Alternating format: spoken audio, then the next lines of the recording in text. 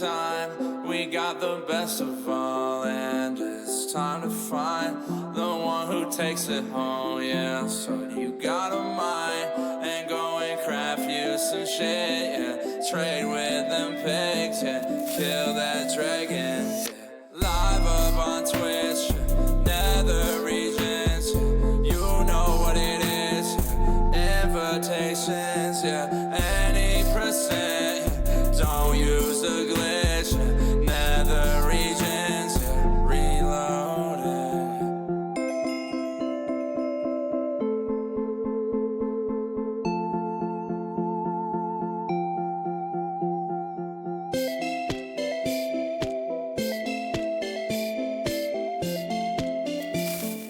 Chicken jockey. Nether regionals reloaded, reloaded. Nether regionals reloaded, reloaded. Nether regionals reloaded, reloaded. Nether regionals reloaded, reloaded. It's tourney time, we got the best of all, and it's time to find the one who takes it home, yeah. So you got a mind, and go and craft you some shit, yeah. Trade with them pigs, yeah. Kill that dragon, yeah.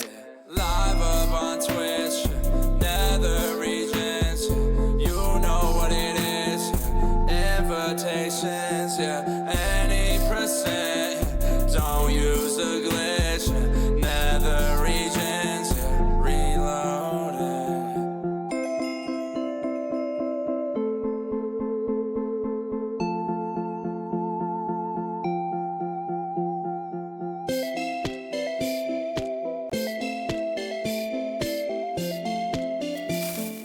Chicken jockey. Nether regionals reloaded, reloaded. Nether regionals reloaded, reloaded.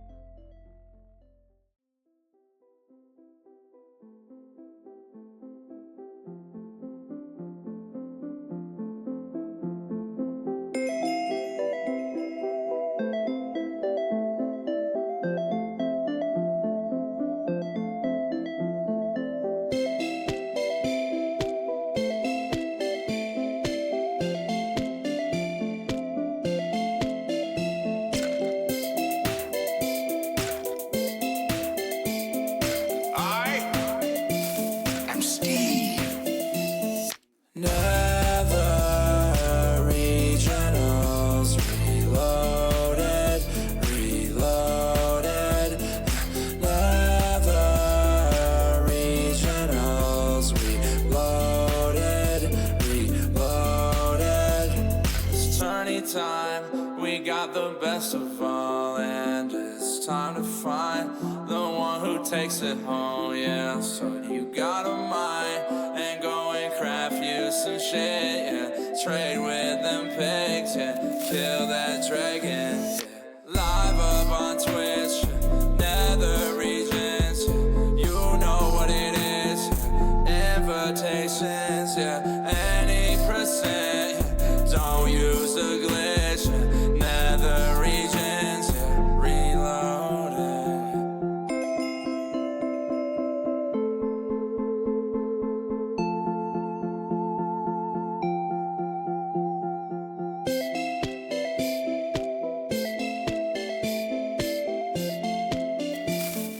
Chicken jockey. Nether regionals reloaded, reloaded. Nether regionals reloaded, reloaded.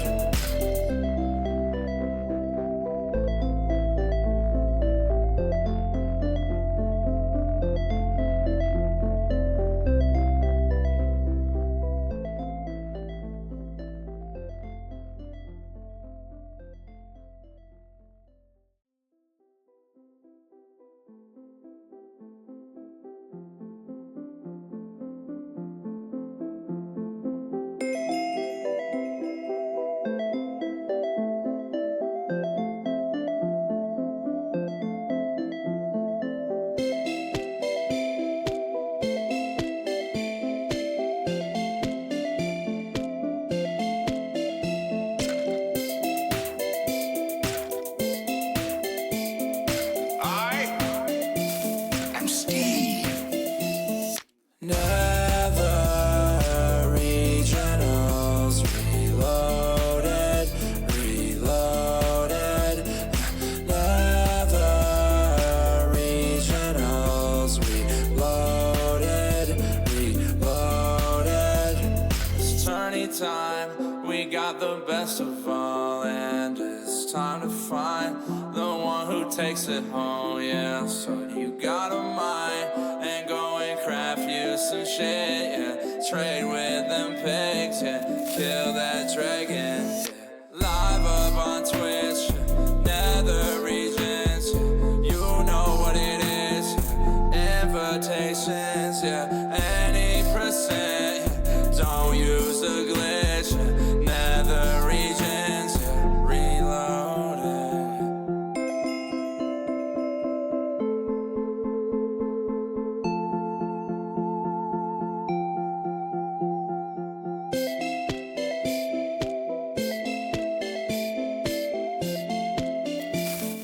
Chicken jockey.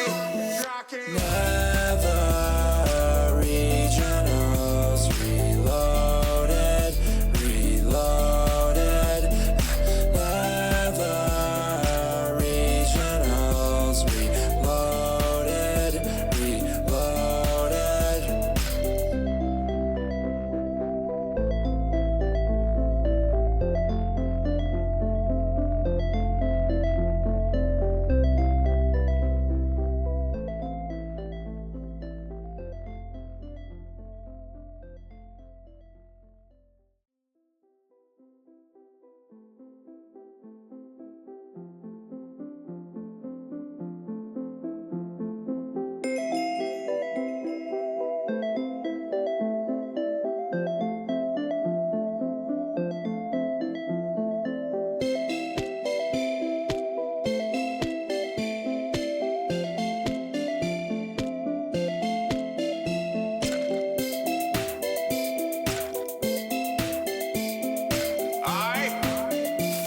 I'm Steve. Nether regionals reloaded, reloaded. Nether regionals reloaded, reloaded. It's tourney time, we got the best of all, and it's time to find the one who takes it home, yeah. So you got a mind and go and craft you some shit, yeah. Trade with them pigs, yeah. Kill that dragon.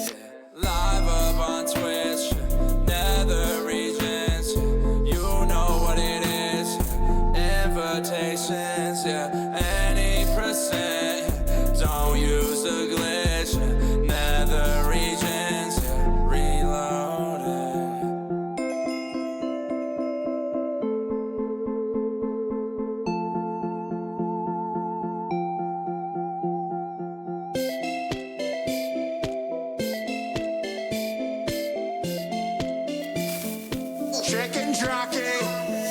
Nether Regionals reloaded, reloaded.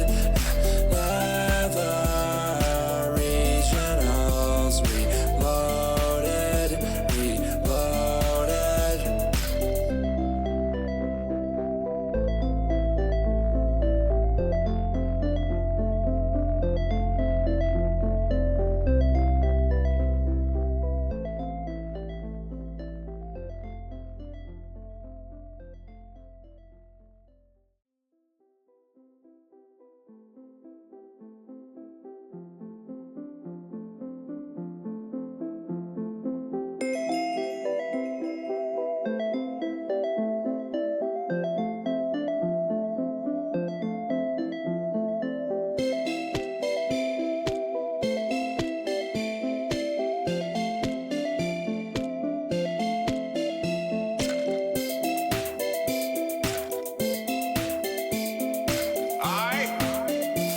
I'm Steve.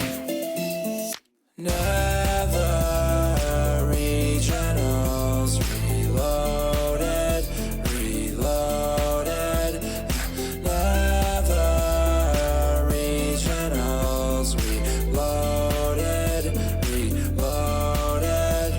It's turning time, we got the best of all, and it's time to find the one who takes it home, yeah. So you got a mind, and go and craft you some shit, yeah. Trade with them pigs, yeah. Kill that dragon, yeah. Live up on Twitch, yeah. Nether regions, yeah. You know what it is, yeah. Invitations, yeah. Any percent, yeah. Don't use a glitch, yeah. Nether regions, yeah. Reloaded.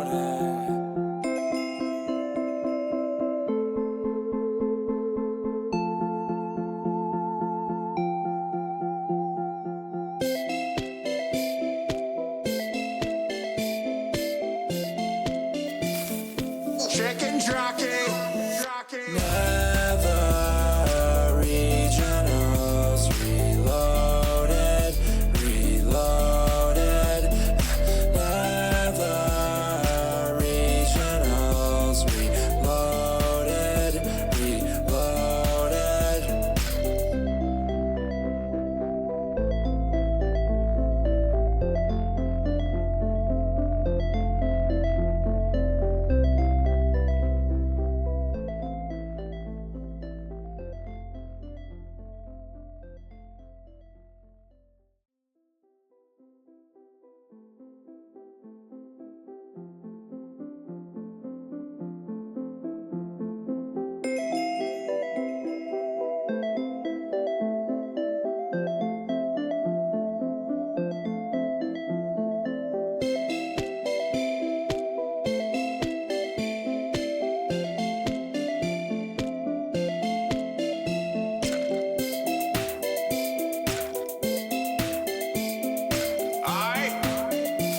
I'm Steve.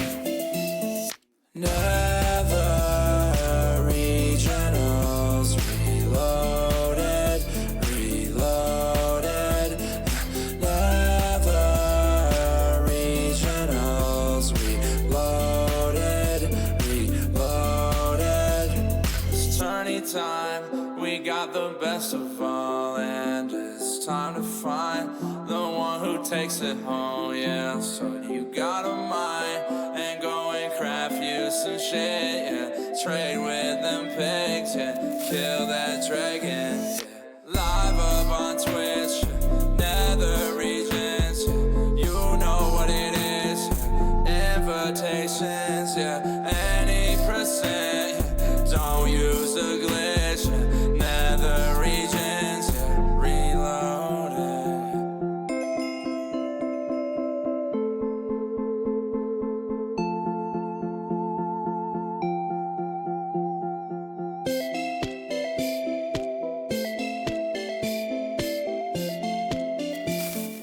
Chicken jockey.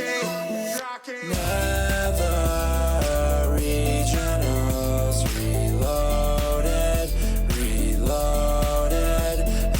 Nether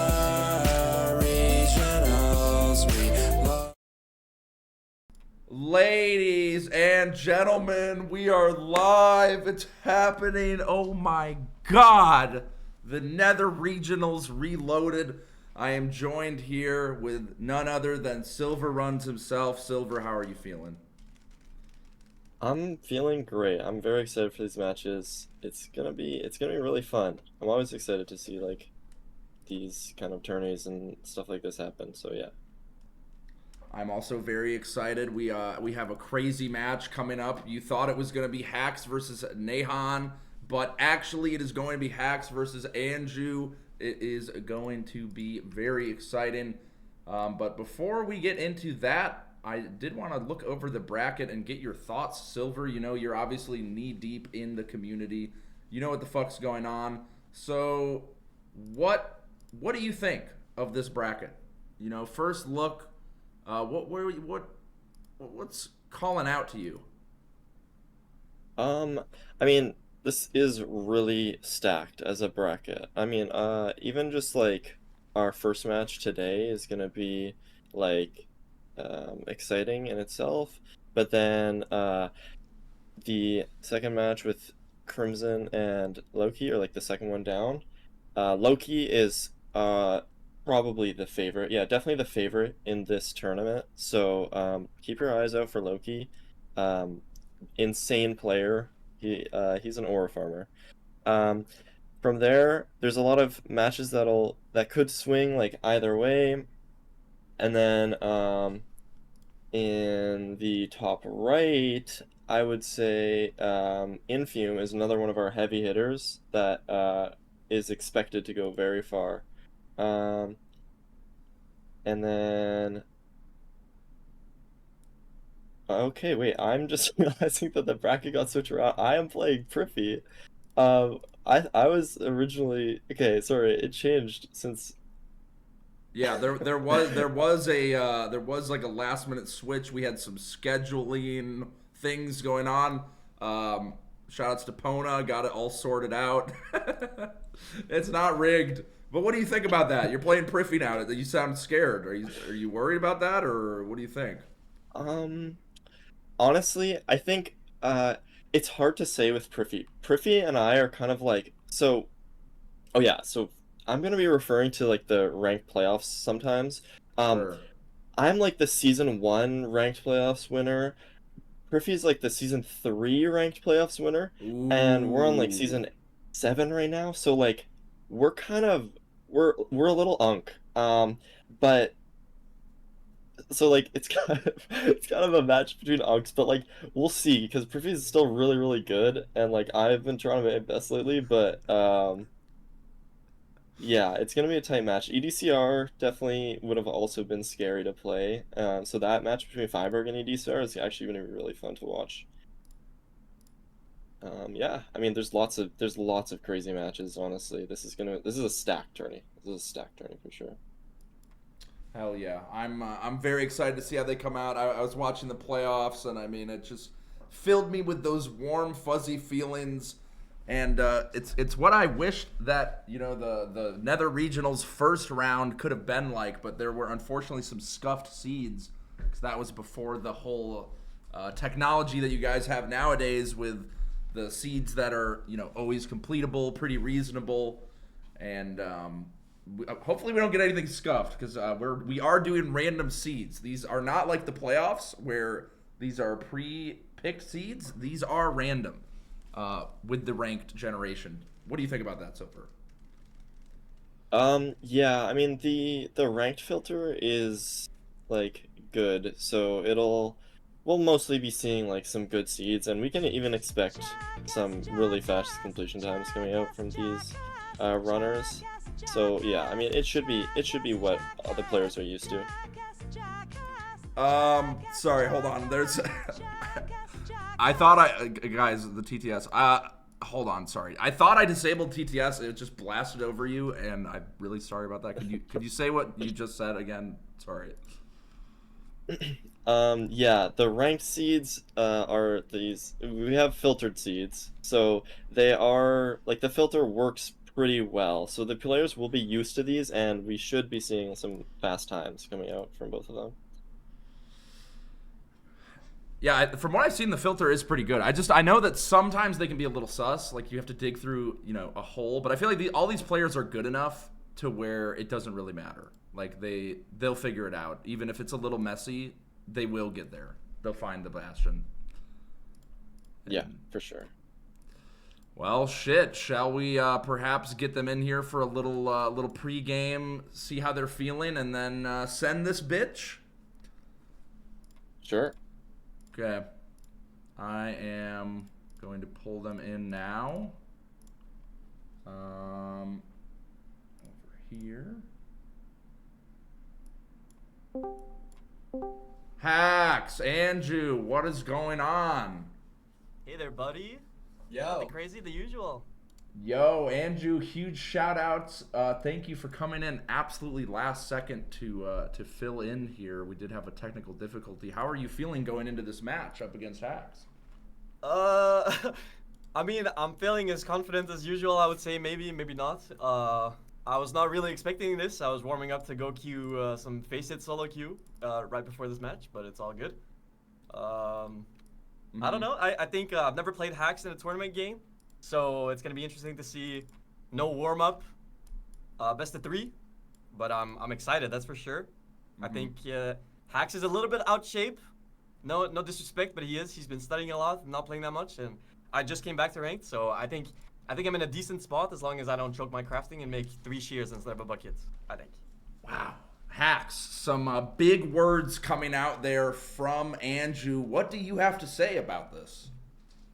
I don't know. He's right. Like recently, I have 0 games this season. Like if you look at the private room, it's like it'll show your elo next to you, and my elo is just question mark, question mark, question mark. I haven't played a single game this 2-month season so far. So, I am a bit out of form, but we'll see. I don't know. It's like I was playing a bit of practice earlier, and I feel like I was playing fine. But also, BO3 is so coin flippy. Like it's 3 games. It's so short that I feel like anything can happen. Who knows? Yeah, that is absolutely true, but I guess we're gonna just have to find out. Gentlemen, are you ready? Yup. I am ready, simply. Okay, I will be using your audio throughout the match. I might switch it back and forth.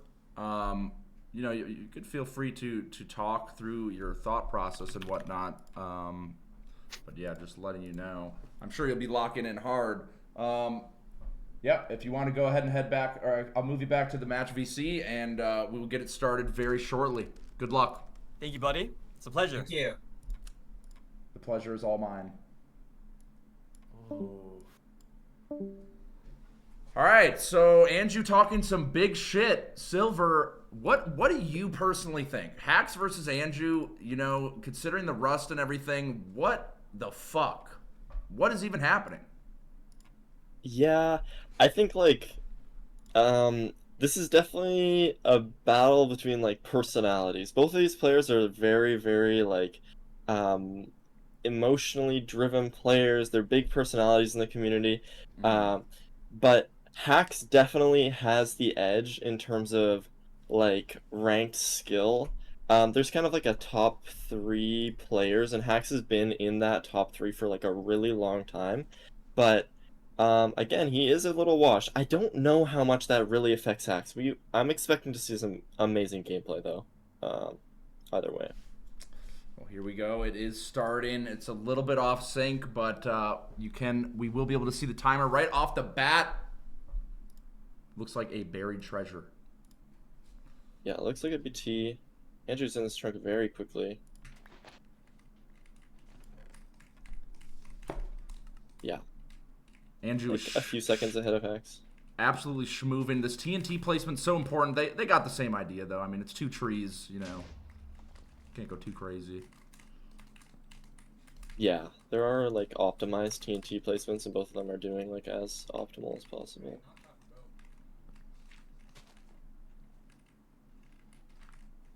It's a pretty good setup, though. The golden axe.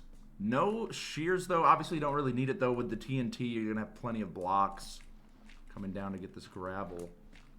But Andrew is out. Yeah. He's not getting his gravel near the island. I've been told that is the way to go. Or did he already get it and I missed it? Is he just that fast? His shovel has taken durability, so yeah, Oh. he has it. Holy. Yeah, just a tiny gap for Andrew here. You know, just waking up first thing in the morning, but like in reality, this is nothing. It's gonna come down to some kind of decision that happens later on, most likely. Yeah. You know, when we're in the fortress, killing some blazes, immediately towering up, going towards that bastion. Actually seems like a little bit of catching up here from Hacks on the way. Ooh, this is a big difference right now. Andrew took upper terrain, and is playing top down, which is a little bit more consistent of a route. And Hax is taking lower terrain and is at like the outside housing part playing Manhunt, which is just a little faster but a little more high rolly. Generally, top down is better, so I actually favor Andrew here. We'll all have to see though. Yeah, he does get those 3 extra gold blocks. Although, oh, I see that the Hacks is going up for those as well. Yeah, Hax is grabbing those. It's just that Andrew looted 3 chests at the top already, and Hax only has like the bottom outside chest that he looted.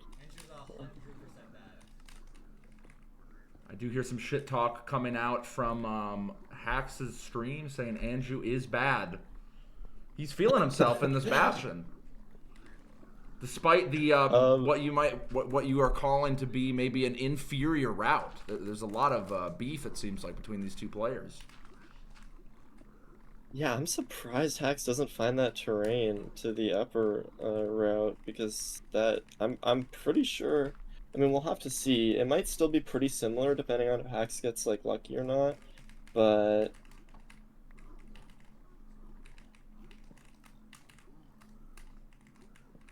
The pre-grass coming out for Hax. Makes his Iron Axe and Iron Sword. Iron Sword is for killing the blazes slightly faster. Saves like about a second every blaze.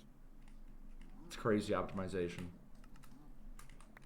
We're nearing that point now. And Andrew getting the craft in as well.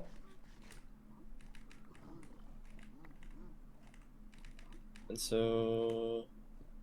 Yeah, Hax trades are done. He only has 17 obby. Andrew already has 27 obby, so Hax has to go all the way up to these top chests that Andrew already looted. Andrew's leaving out the front as well.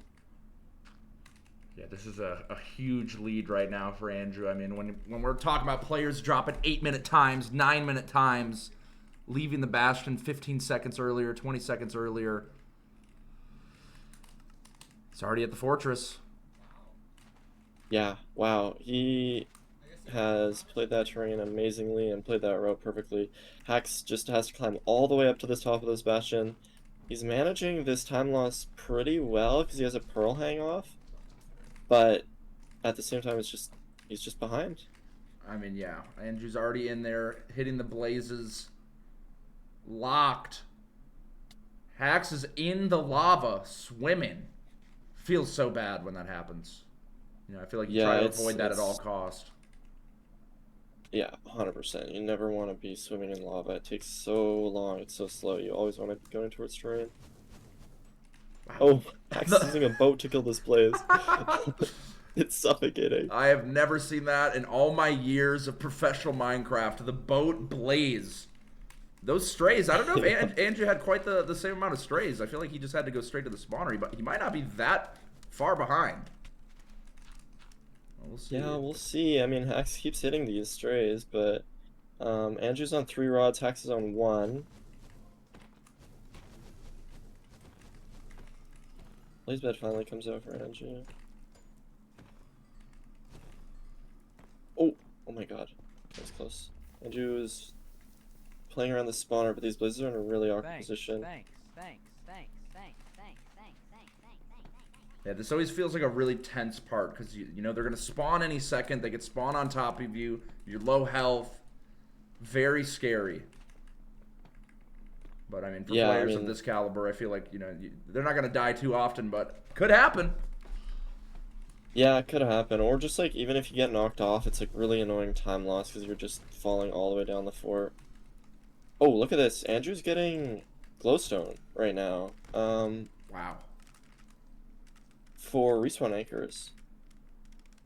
I'm not sure how many explosives he has. It looks like they have... Hax has 3 beds, 2 anchors. Portal is being built for Anju. He's got 6 rods in his pocket going to the overworld. But right behind him, Hax as well.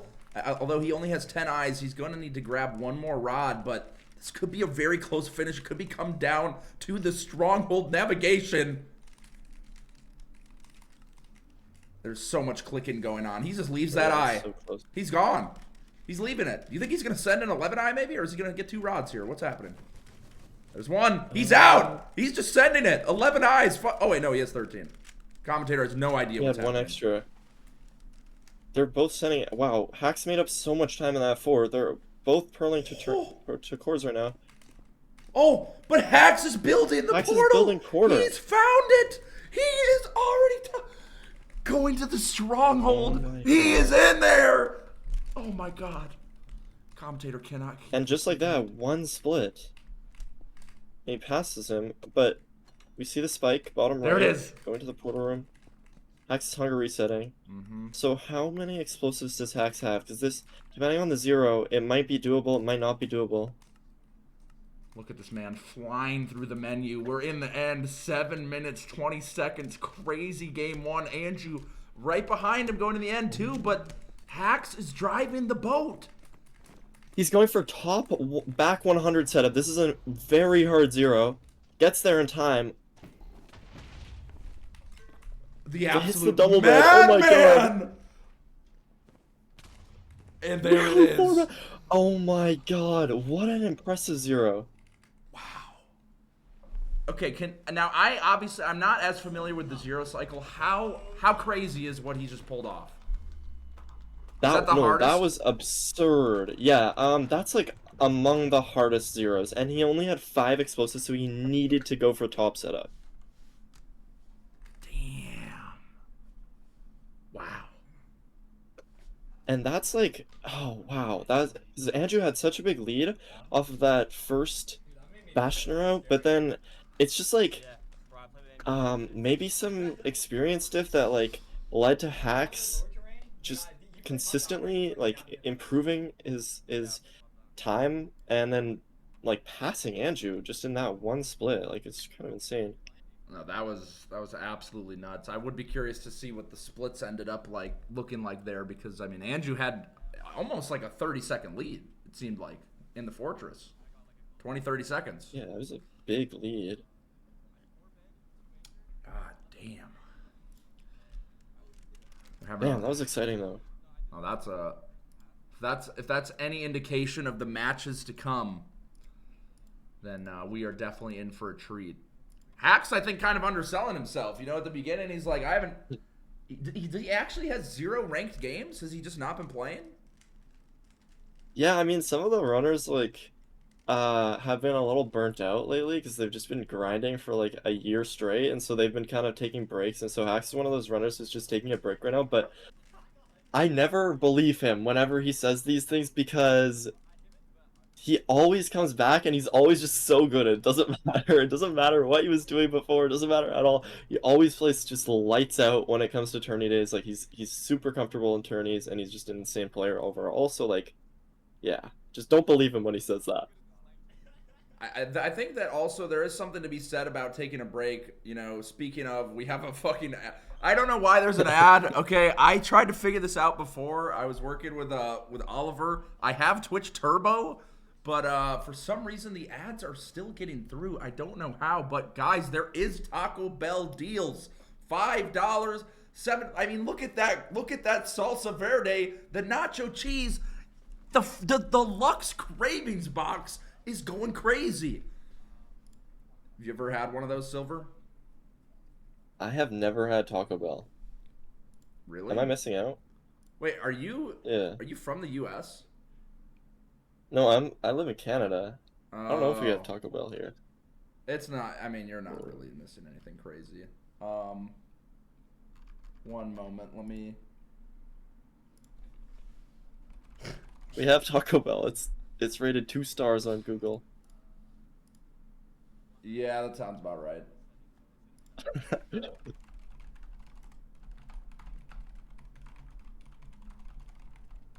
Okay. Well, let's just pray to God we don't get an ad on Hax's side. I'll also let the players know, because this actually I did, for the record, I did test this last night. Okay, it's not that scuffed. I did test. I did made sure there was no ads, but yeah, it is what it is.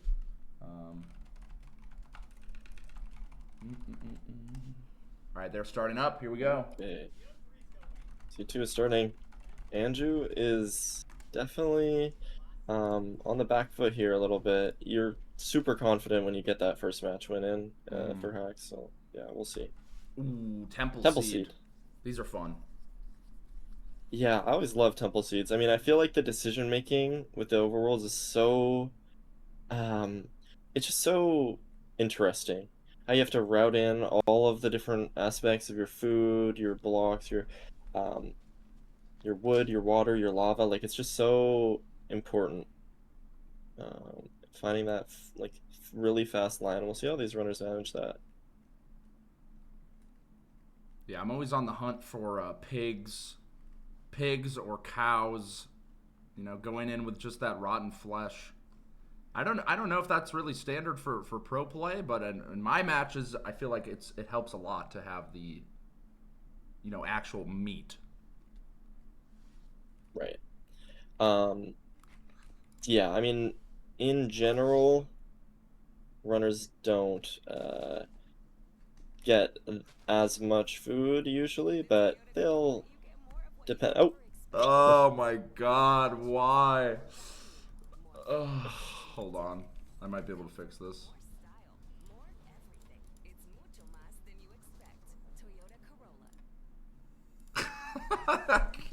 God. The fucking ads, no. Can I save it? Here we go. These.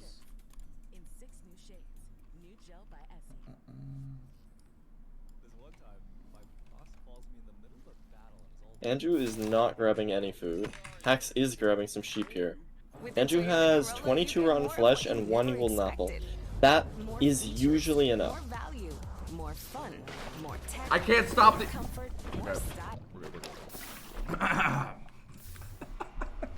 Okay.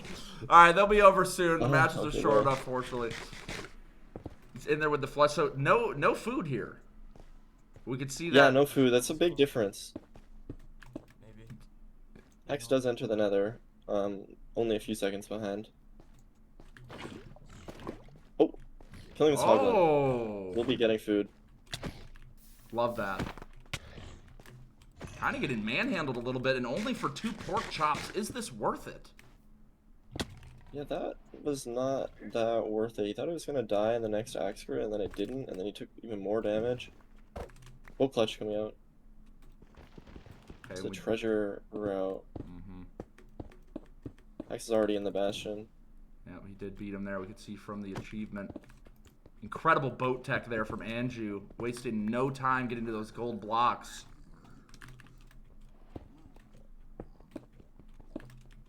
Maybe a little bit of nerves or a little bit of shakiness coming out from Anju, because whenever I watch Anju's gameplay, it's always very, very smooth, clean mouse movements, but I'm noticing some shakiness, which maybe just comes from turning nerves, honestly. I mean, this could be the end of his life as he knows it. You know, if he does not lock in, doesn't take this match back, that could be it. We are balls deep in these ads. Surely they're ending soon. We've seen Marvel Rivals, Lowe's, Subaru, and now Astrobot, PlayStation ads. Does it ever stop? It just makes you wonder. And there we are on to the next one. As the Bastion is getting done, I mean, it's safe to... I will fix this after. We will fix this. We'll get it sorted. I thought it was good. My bad. But commentator just being a total jackass as per usual, did not prepare properly. But this is a pretty nice looking route. I feel like Treasure's a pretty comfy bastion. Like, it's not, you're not really gonna run into any scary situations usually once you get up to the top. It's kind of standard. Yeah, a lot of the newer runners kind of struggle. Wait, Oh a death? my god, wait, what? We missed a Yeah, death? must be a death, wow. He's back and he is dead.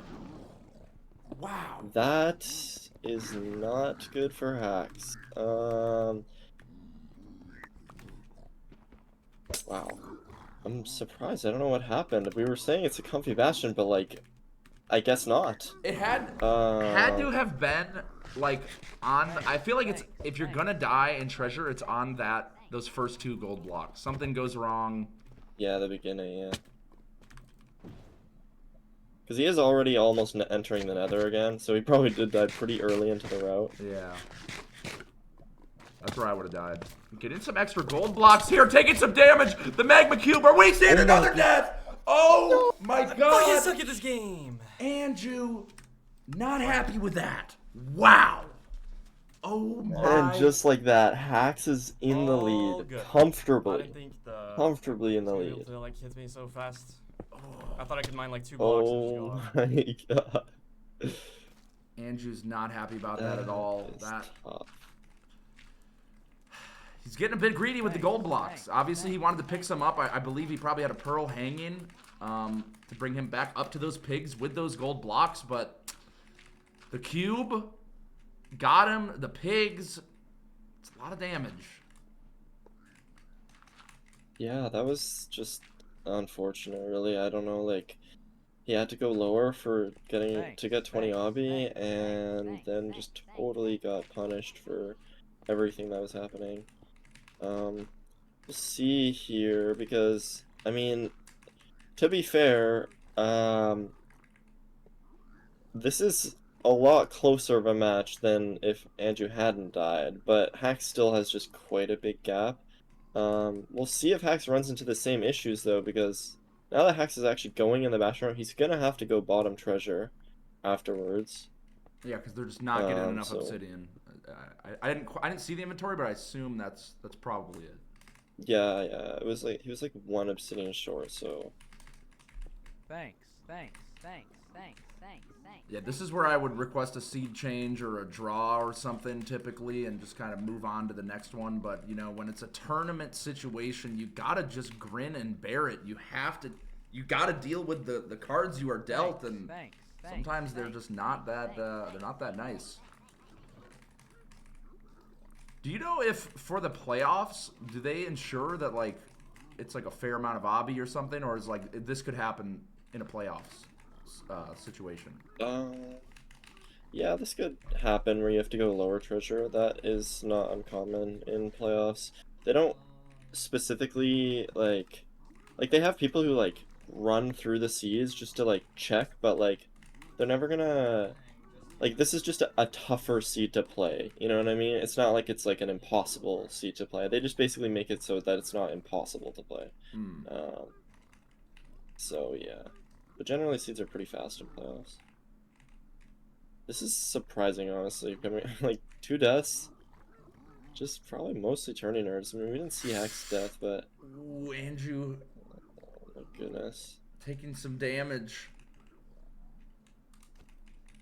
yeah, this is a bit scary because now he's starting this route. Okay, yeah, see, Hax is going lower now. We'll see if he has the same fate as Andrew, but hopefully not. Doing these bottom treasure chests, and he's just already out. He did take a hit, but yeah. That's clean, though. He did get, I think he got 1 obsidian from that chest, so he's just hoping for 1 trade here from the pigs. Looks like he did get it. No, he didn't. Wait. Second set of trades? Gold? Okay, now he's got it. 22 Forgot. obsidian. I mean, he could take it slow. Now, I do wonder if he knows the situation. Is he so locked in that he's not paying attention? I mean, surely he didn't see the achievements for the fortress, so he's got to know something happened, right? Yeah, I think he knows. Grabbing that food there is a safe play. It's a very safe play, but he's just gonna grab it and yeah. What is Andrew?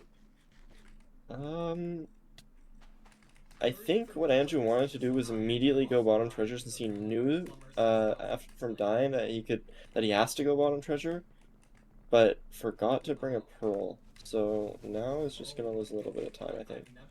And okay, please don't die again. Burning that pig. It's a Oh dangerous my god, situation. the strays right now. This is like 6 stray blazes. 7? For Hacks. Oh my gosh. Yeah, wow. He got treasure. He has 6. Andrew Oh got wow, he has treasure? 6 rods. Like, you're not serious. That was an insanely There's fast no red split. armor. He got treasure. I think Hacks is realizing what happened to Andrew here in his reaction, but he is not putting any gas or no brakes, all gas right now. A potential 2-0 opportunity. If I left now and got one-eyed or whatever, I'm not gonna do Let's see what he does here. Has to get his last rod. Gonna pearl hang and kill this blaze. Does get his rod. Gets the last rod, heading to chords. 160, 76. I was like looking at the chords that they're going to because I like seeing their routing. But he's just doing his pre-crafts here. It's pretty clean. A lot of beds. Will he beat Simply's Gonna make PB a with a bow. death? I don't think that's really relevant, but thank you, Evan, for bringing that up. I obviously don't have quite as many hours as some of these lads do, and that's why it's so fun to watch. Seeing these masters at work. Feeling the top left here. Yeah, his spike looks pretty nice, top left. Yep. And there it is, there's the portal room. All right, here it Yeah, comes. 0 for the 0. Here it comes. What is the 0? Back Dragon, Small Boy, that's what this tower is called. And we'll see. Oh, what a pearl on top of the tower. See if he goes up to 95 here. It's pretty tough, but he can make it for sure. God. Gets there. Huge. Double beds. And I mean, it's a closed case. Boom. Yup. There it is. 3 plus 2. That's 5. Damn. And that's a 1 plus 1, 2-0. Is he gonna kill himself? I'm a little sus right now. This Is he respawn gonna- anchor. There Oh, it is. okay. Wow. Was that BM? What did we just see there at the end? That was BM. Yeah, that was BM. There's a small period where if you die, you'll still go through the fountain. It's like 2 seconds or something, and he was trying to do that. Damn. Well, shit, what a game there. 2-0. Andrew could have had it, but they both died to the Bastion. Shows even at the absolute highest level, it's just so easy to die in this game. Yeah, I mean, it was a tough seed, like low food, treasure, but I mean, Hax just was the more consistent player and is moving on. That is right. Congratulations to Hacks. Let's bring these players in and get their thoughts on what happened. Gentlemen, welcome to the post-game interview. I'm assuming you're both okay with talking a little bit through, how that all went. Absolutely. Yeah. Andrew, I want to start with you. You had a strong game 1. You were leading hard going into the fortress. It didn't quite come together. Game 2, there was an unfortunate death in the Bastion. How are you feeling after all of that? I'm feeling fine. I still think I played the first seed pretty well up until the end game, and I mean, I have no warm up. I didn't play yesterday or today, so I can't blame myself too hard. Even though I made some stupid mistakes that ended up punishing me really hard, but I don't know. I'm still happy with how I played game 1, even though I made some stupid mistakes in the end game. But yeah, and also I should have just paid attention in game 2 at the advancements. I would have noticed that Hacks died, and I could just play super safe and still win the game, But it is what it is. That's just how the game is. How the cookie crumbles when you're nervous. That is indeed how the Crumbles cookie. when you're nervous. That is how the cookie crumbles. And I mean, again, people might not be aware. You did jump in last second. You were, not even a part of this until this morning. There was a technical issue, so you still came through. Still put on a great show. There were fun matches to watch. And Thank you. What is next for you? What are you working towards in terms of Minecraft? Where's your head at with this whole thing? I really want to keep on playing ranked for a little while and try to get some good placements in the phases so I could qualify for playoffs and just show not for everybody else but more to myself that I can actually play well in the tourneys. I've never had a good tourney like I've never played well in tourneys. So I kind of wanna show myself that I can, and whenever I've done that, I really want to try to hop on RSG and get a really good time. Just maybe reset for some world record, but been there, done that. It's tough. World record grinding is hard. Thanks. For now, I'm just grinding for the next playoffs, and we'll see where the road takes us. I like that. I like that a lot. That sounds very promising, very optimistic. Thanks again for coming out to all this. Hacks, you took it a 2-0 win. Got to be feeling good right now. What was going through your head when you died there in game 2? We actually didn't see it. There was an ad. Could you talk through what happened? What really went down? No, it's a death that I was honestly so confused by. Basically, there's this mechanic called boat break, which is basically, I don't know exactly how it works, but if you fall like a triangular, it's like, do you know what triangular numbers are? It's like a triangle. It's like 1 + 2 + 3 + 4 or whatever. And if you fall on a triangular number of blocks, it breaks your boat.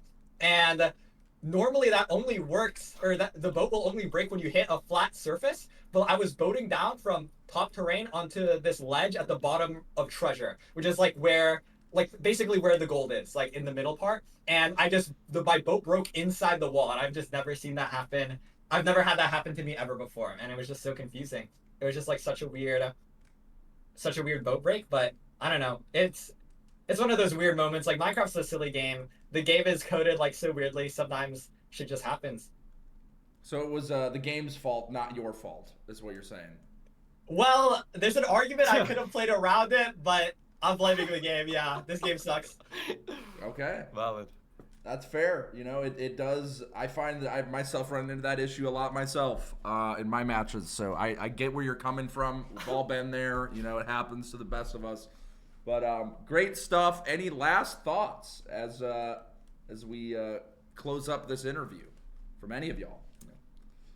I mean, I'm just hoping Hacks wins the whole tournament so that I can just say, like, yeah, the best player in the tourney. It's unlucky. That's. I mean, I'll try my best. Like, the next matchup, who I'm playing next, is most likely going to be Loki, who's also playing in the next match, and he's probably like, he's that guy. That's all I'll say. Brother. Like, mechanically, Loki is that guy, so it's going to be tough. Well, I'll just have to hope for the best. All good. Well, GG's. Thank you so much, gentlemen. Hope you have a nice rest of your Saturday. Thank you for coming through, you know, bright and early. And, yeah, good luck in your next match, Hacks. And thank you again so much, Andrew. No worries, brother. Take it easy, boys. You too, buddy. Later. Later. See you. Silver.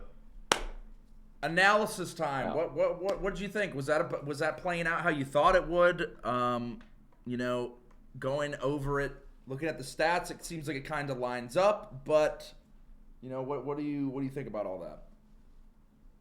I mean, I was definitely surprised to see Andrew ahead off the first match. Not like because Andrew's a bad player, but just like the decision that was made was just very like that Bastion choice at the very, very first seed was just like a really smart decision, and Hacks usually would make those decisions, but he didn't make that. So maybe that is like something that we're seeing from Hacks, but overall, Hacks just played lights out, and like he said, the death to the boat break was like not very, or like he died to a boat break, which is just like very unlucky, honestly. So yeah, like we're not seeing much inconsistency from him, which is you know, to be expected because he is such a great runner, and you know, we'll have to see what happens next match because he's going to be playing Loki, which, as I said earlier, is the heavy hitter in this tournament, and so like it'll be tough, but we'll see. So you're saying you're just guaranteeing that Loki is winning this next match? Is that what I just heard? Loki versus Crimson, I would say that Loki has the advantage, but Crimson is kind of like Crimson is a bit of a dark horse and could pop off. If Crimson pops off, then I could see that. Yeah, also I want to mention real quick, I'm not playing Prithvi. I'm playing EDCR. That is normal. So The bracket is yeah, changing. The world as we know it is changing before our very eyes. Some last minute changes, but it should be settled now. I think that's what it always was, right? You yeah, versus that's what it always EDCR. was. I was a little confused, just a slight like mistake. It's all good. Yeah, it's all good. No big deal. All right, well, we're going to go ahead and throw it to a short break. Guys, go ahead and use the bathroom, get a little snacky, get comfortable, maybe cook up some popcorn or some shit. I'm going to try to figure out the ads thing in the meantime, and up next, we will be seeing Crimson versus Low-Key. So stay tuned, and we will see you soon.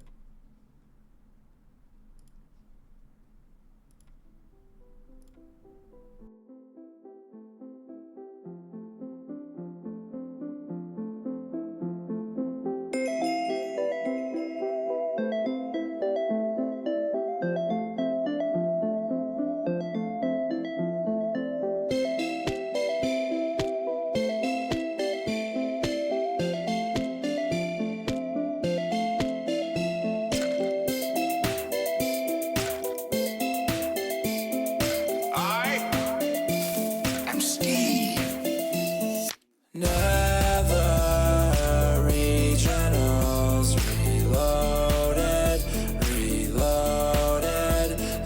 Nether Regionals reloaded, reloaded. It's tourney time, we got the best of all, and it's time to find the one who takes it home, yeah. So you got a mind and go and craft you some shit, yeah. Trade with them pigs, yeah. Kill that dragon, yeah. Live up on Twitch, yeah. Nether regions, yeah. You know what it is, yeah. Invitations, yeah. Any percent, yeah. Don't use the glitch, yeah. Nether regions, yeah. Reloaded.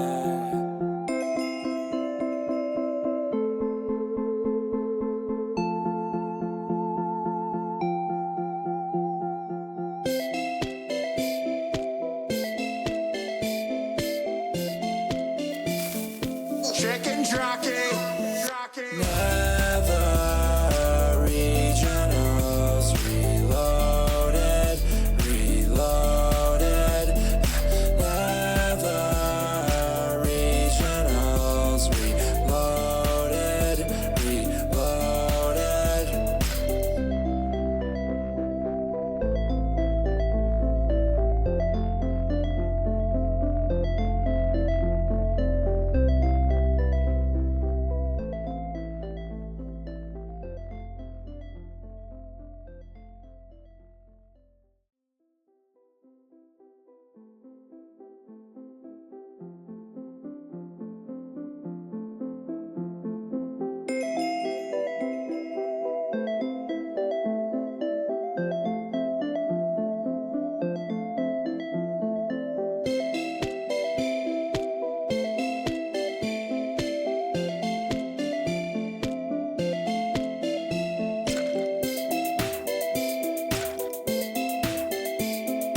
I am Steve.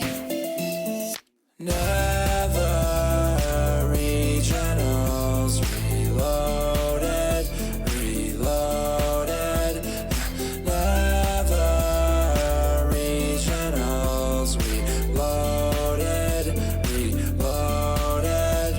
It's tourney time, we got the best of all, and it's time to find the one who takes it home, yeah. So you got a mind and go and craft you some shit, yeah. Trade with them pigs, yeah. Kill that dragon, yeah. Live up on Twitch, yeah. Nether Region.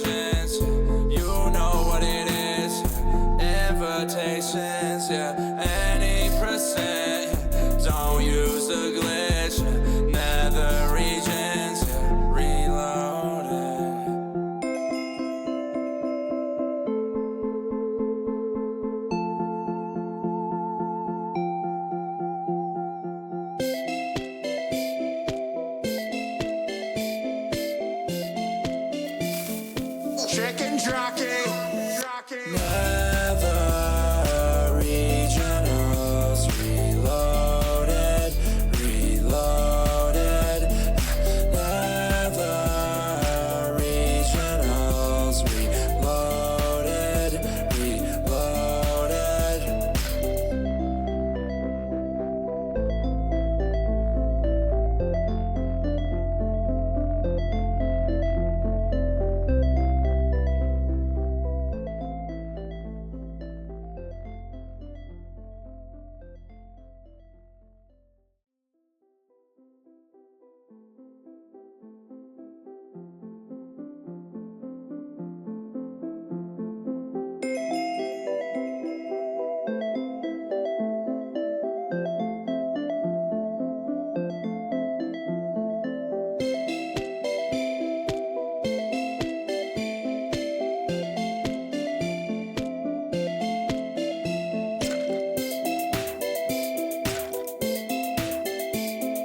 I am Steve.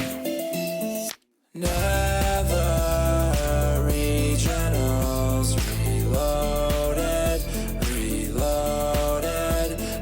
Nether Regionals reloaded, reloaded. It's tourney time, we got the best of all, and it's time to find the one who takes it home, yeah. So you got a mind and go and craft you some shit, yeah. Trade with them pigs, yeah. Kill that dragon, yeah. Live up on Twitch, yeah. Nether regions, yeah. You know what it is, yeah. Invitations, yeah. Any percent, yeah. Don't use a glitch, yeah. Nether regions, yeah. Reloaded.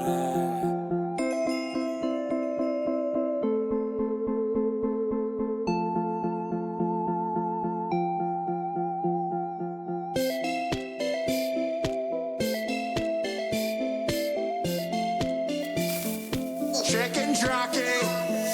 Nether Regionals reloaded, reloaded.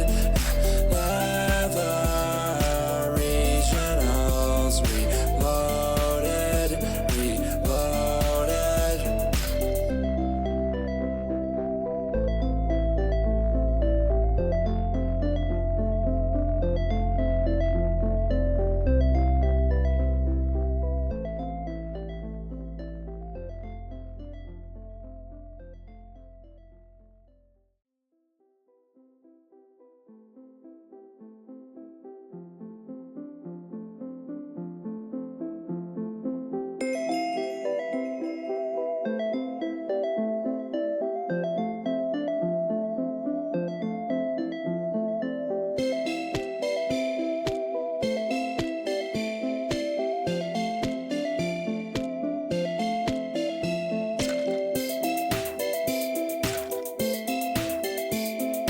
I am Steve.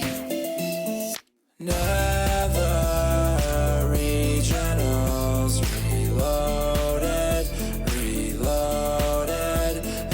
Nether Regionals reloaded, reloaded. It's tourney time, we got the best of all, and it's time to find the one who takes it home, yeah. So you got a mind and go and craft you some shit, yeah. Trade with them pigs, yeah. Kill that dragon, yeah. Live up on Twitch, yeah. Nether regions, yeah. You know what it is, yeah. Invitations, yeah.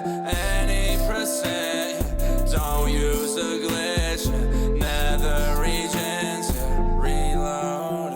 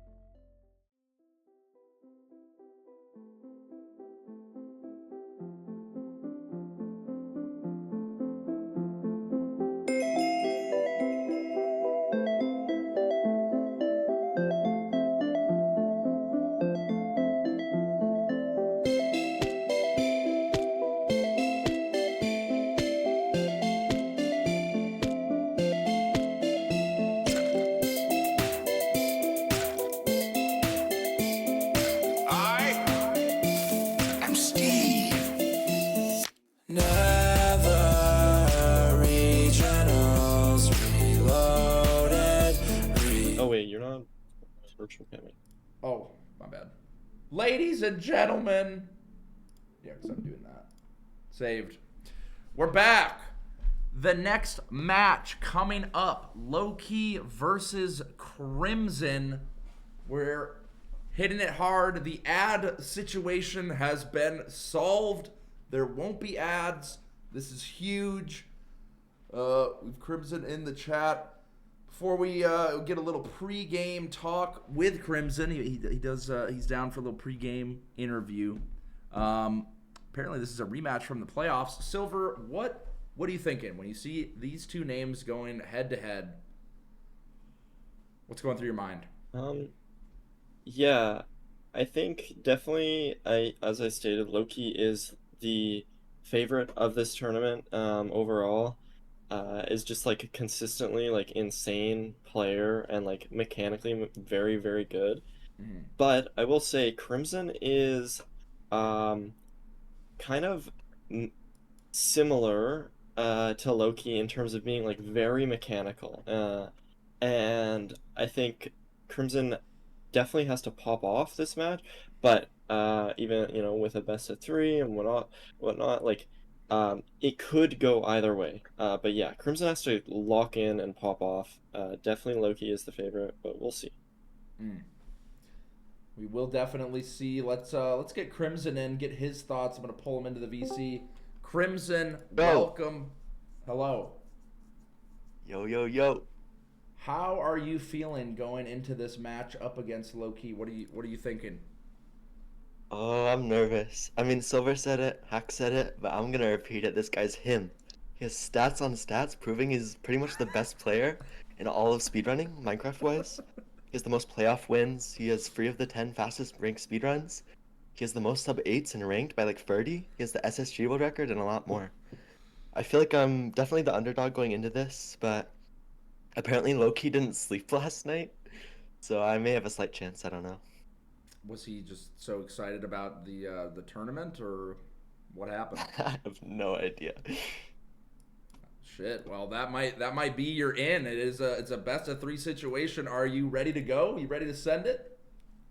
Yeah, I'm ready to try my best and see how it goes. Okay. Well, best of luck. We'll see you on the other side. I believe in you. Good luck and best of luck. Okay, thank you. Dude, he sounded so shook. He sounded like he's like a bully at school, and he's like, he's gonna kick my butt. Oh my god! Holy shit! You know, I definitely get the when you have the tournament experience, that's got to go a long way. I mean, I know you obviously have experience. Can you speak on the difference between, a casual ranked game versus you're in a tournament match? How much are the nerves affecting you? How different does it feel when you're in a bracket and you gotta lock in? Thanks. Yeah, I mean it's just so much of a mental game. You need to like focus on just like trying to make your gameplay as much as your regular ranked gameplay as you can. But when you think about all the eyes watching and you think about like the potential for like money or whatever, then it definitely gets you super nervous. So but Loki is the more like experienced tourney player, but Crimson has some experience himself, so we'll have to see. And wow, this is a big difference. Loki can't find the shipwreck. Crimson's already like He's out there. Like maybe, yeah, we'll see like quite a bit ahead already. Wow. Maybe he thought it was a buried treasure and he was just kind of confused. That is a very far shipwreck. That's kind of awkward. Yeah, it is really far. Yeah, Crimson's like 10 seconds ahead right now, and they saw the ravine like well swimming. Like you see these bubbles right here, and Loki's gonna see the bubbles in a second. So like this overworld is super linear. You don't have to worry about anything. It's just we're gonna see them craft these shears for blocks and make all their tools and their food, and they will just be in the nether like right away. So this will be quick seed, quick enter, but Crimson already took care of the shears. He got 36 blocks and then said that's good enough. What do you think about that? Is that enough? yeah, I mean, I think maybe wait, okay, he's got he got a 52. little bit more. I still like to aim for like about a stack as long as the leaves are like pretty linear, but generally, it's it's fine to enter with like a little less than that. So 52, Loki has 50, pretty similar here. And Crimson seems to have kept the lead off that island split, didn't really lose any time. Has an awkward portal here. This is a 1D portal. These are really annoying. Yeah, he I have a meltdown shoots every it a little time. bit. One deep is an absolute nightmare, but Crimson figures it out. They're Low key, kind of managing taking it. some time. to sort Yeah, it out. wow, that's interesting. Not too far behind, though. Slight lead for Crimson going into the Bastion. But as we saw in Game 1, I mean, 20 seconds can be made up like that. You know, you find some extra blazes. You do some nifty routing. Go in with the bottom of housing here. Manhunt route coming out for Crimson. Let's see if it'll come out for Loki. Boat clutch. It's that. Ooh, sneaks Yeah. the Obsidian. I don't think Crimson opened that chest. No, did he? that's crying Obsidian, but he Oh. is it's still useful. It's just not quite as useful, but it's kind of nice to just check that chest because you could hit the Obsidian and yeah, okay. So I mean, Crimson and Loki have just been playing like the exact same, but Loki has just lost like 10 seconds off the rip pretty much. So Crimson's holding that lead, and honestly, like, Loki is not somebody you want to have like 10 seconds behind you, because that time save, that like time that you have on him can just be gone in a second. So we'll see. But he's holding well so far. Obviously, this is where the time really starts mattering, how you do the inventory management, the crafting. Getting these trades sorted out. 17 obby, there gets 20. So it didn't actually matter any chests or anything like that. They can just leave out the bottom here. And did Crimson spot the fort maybe? He seems to be running with intent. That's what it looks like here. Yeah, this fort was spotted. Oh, Loki makes golden carrots, which is actually can be a pretty big time save. Oh my god, Loki keeps missing pearls and keeps having to pearl clutch. Might be a little shook. You know, he has experience in the playoffs, but does he have experience in the Nether Regionals Reloaded? This is a whole different tournament. Could be shaking him up. Yeah. Crimson holding tight with the lead here. Got a couple strays. And he's at the spawner, but Loki's right on his ass. Crimson like 2 blazes ahead, basically.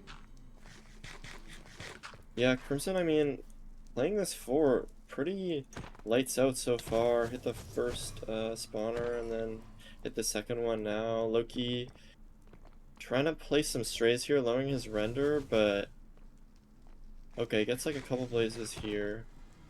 But Crimson honestly just has a pretty substantial lead at this point, which is kind of unexpected. Definitely the underdog going into this, but yeah, wow. No rods here. None to be seen. 3 rods deep. Here's some inventory management, pre-crafts coming out. Yeah, always want to craft our beds early for 0 so that we can just immediately enter the stronghold, immediately enter the end.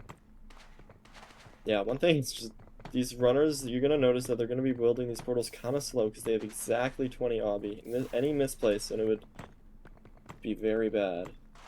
So they just got to make sure they're doing it perfectly.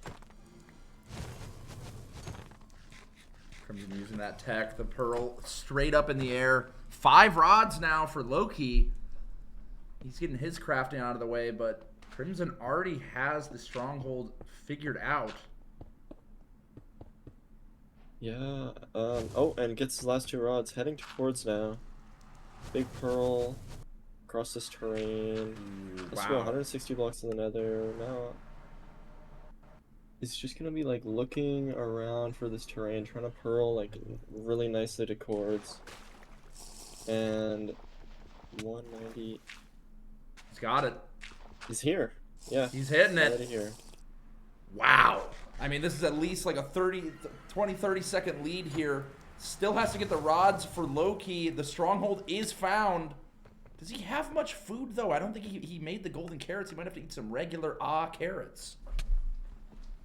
Yeah, I mean, we might also just see him hunger reset. This is tough because he's rescanning a lot because there's a mine shaft which could bait him with the preemptive He spawner, finds but it. finds the spike. Wow. Wow. He's in the lead right now. Yeah, there's the hunger respawn. Incredible showing here from Crimson. Can he clutch it out, though, in the end? 7 minutes. What kind of Closing zero that cycle? portal. This is a really fast run. And it's back 90. So we'll see if he pushes this higher height. This is pretty tight to get to, but makes it.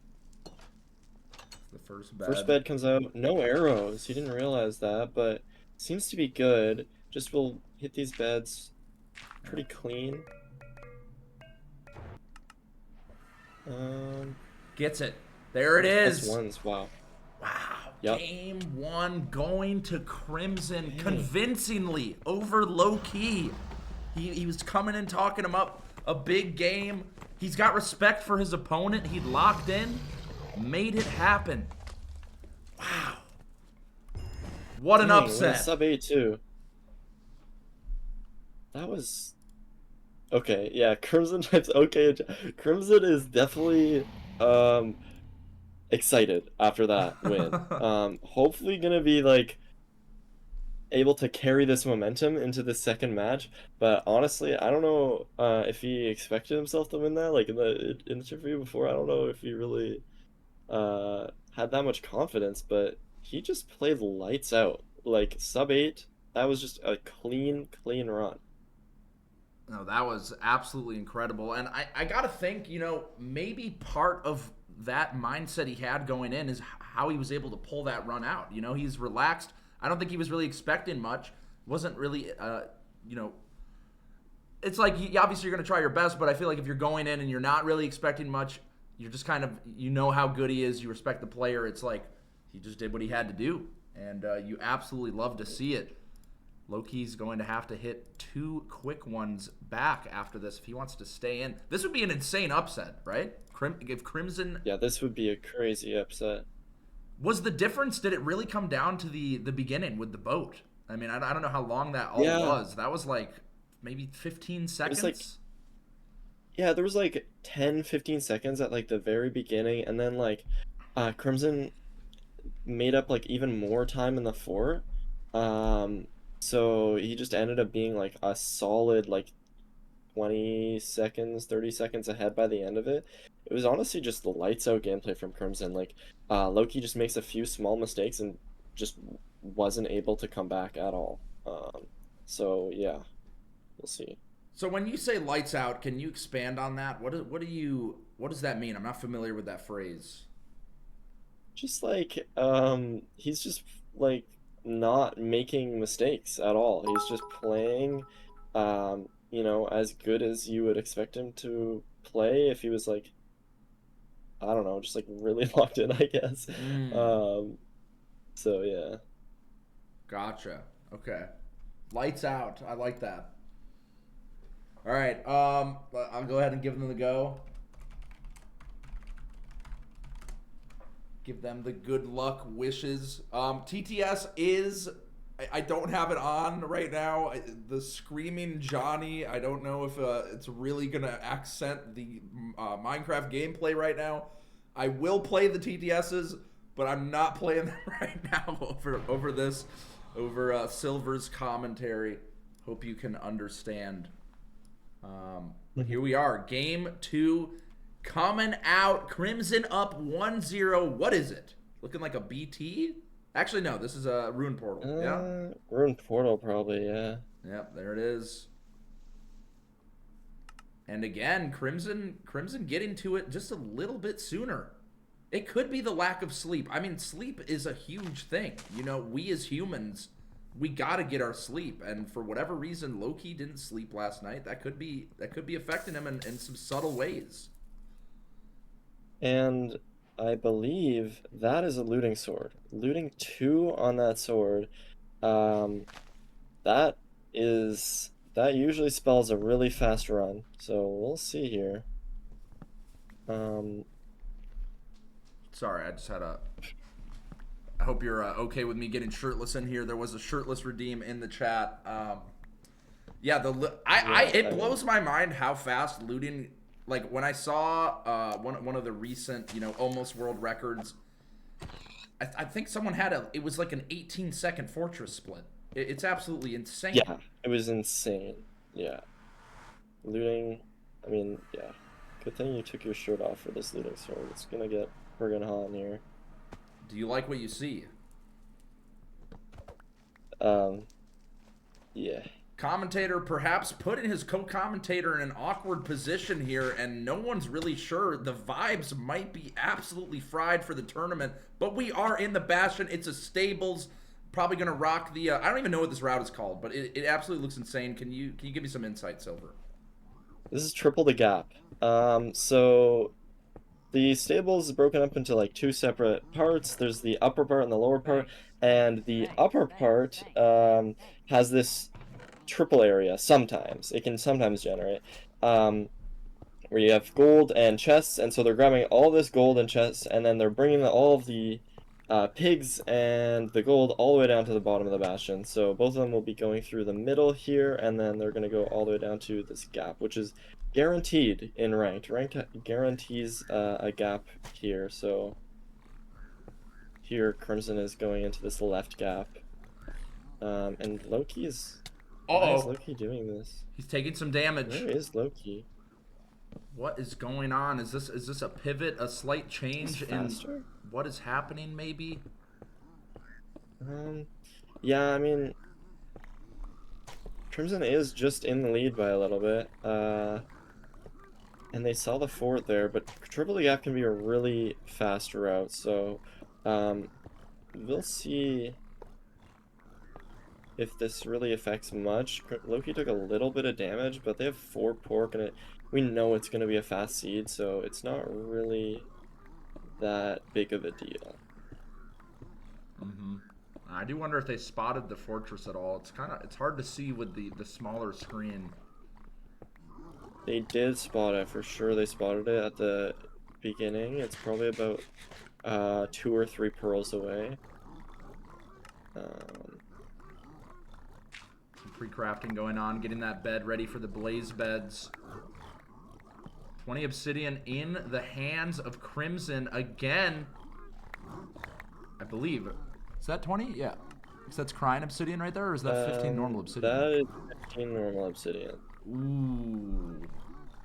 Okay, commentator has no idea what he's talking about. They're trying to find this last chest. Oh, there it is. 21. 20 obsidian. And where is he leaving? Yeah, the fort's like weird, kind of, but... Oh, yeah, okay. What about Loki? Loki's going for a pearl hang and then is going to grab the chest, so he might save a little time there, but... Damn, Crimson just... is leading. Crimson with incredible performance, lots of strays, potential... Immediately getting to wow! This is just a perfect fort. Oh my god! Oh, no way! This could be all his rods right here. Already in the fortress, Definitely. already going at it. 100%. They have looting. Like he's just gonna be out. Like it's such an insanely fast blaze split.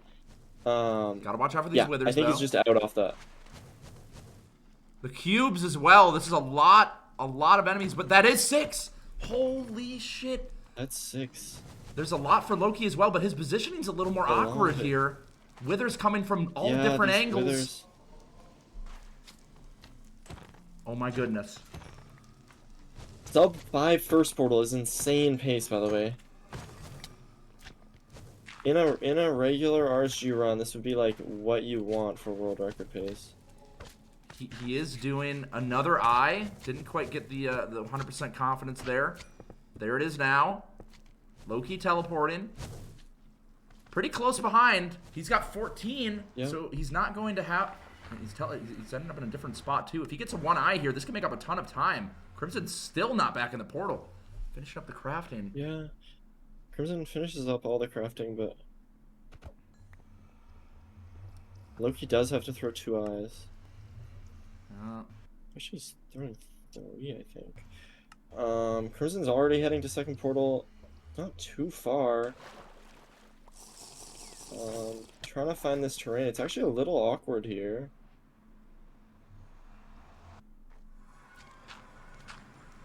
But he knows exactly what to do. Has the golden pickaxe. Still gonna have to dig deeper here. Yeah, no, not amazing terrain, but we'll see if Loki can find anything better. Loki is like a little bit lower, which actually might be good. Look at this. Look at this. No, actually, it's not really big of a deal. Yeah, Loki seems to be going to a similar place where Crimson's at. They're Have to both dig in on that 3.5 hearts. Crimson is just ahead. Just faster. Here it is. Teleporting now into the stronghold. Are we seeing a potential 2-0 from the underdog over low-key, multiple-time playoffs champion? One of the best to ever do it in the game. I mean, we'll see what... Crimson, I guess, is gonna go for the hunger. He said he has some pork chops, but... Ooh, backtracking, though. Ooh, doesn't get it. Instantly.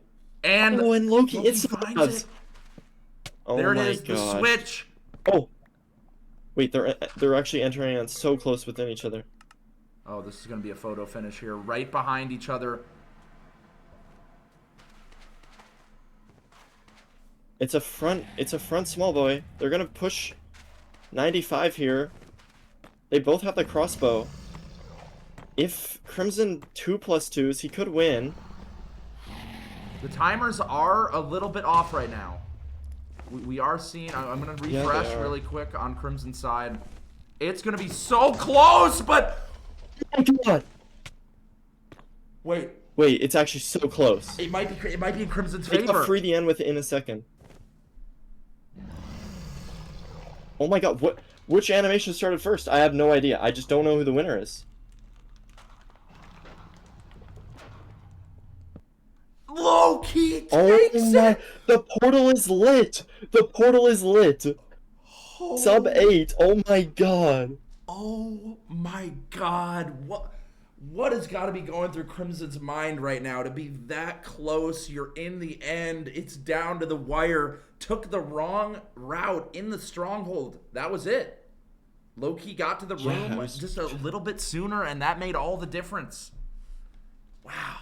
That was insane. I don't know, like, what Crimson did wrong there, but Loki was able to just instantly nav that and just was ahead off of that, but it was within seconds. I'm pretty sure Crimson hit a 2+2, which is like an insanely difficult strat that saves about like 4 seconds on that 0, which made it that close. I'm pretty sure that's what happened.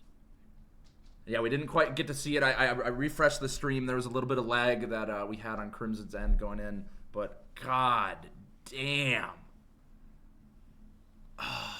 Infume dropping some knowledge in the chat. He had 2 pork in his inventory he forgot to eat, so he didn't need to hunger reset. But when could he have eaten that? I noticed that.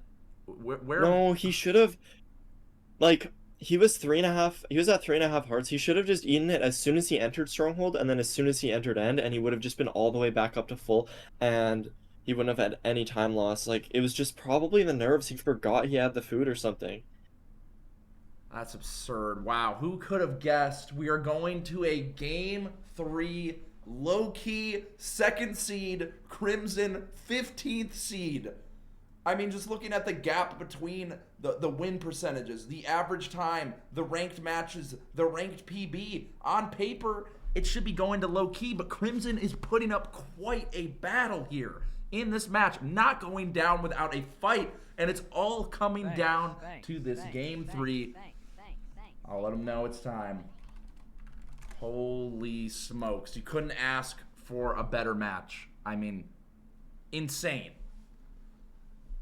This is insanely high level gameplay. Crimson is playing amazingly, amazingly right now. I'm actually, like, yeah, back to back sub 8s, by the way, which is like an insane time.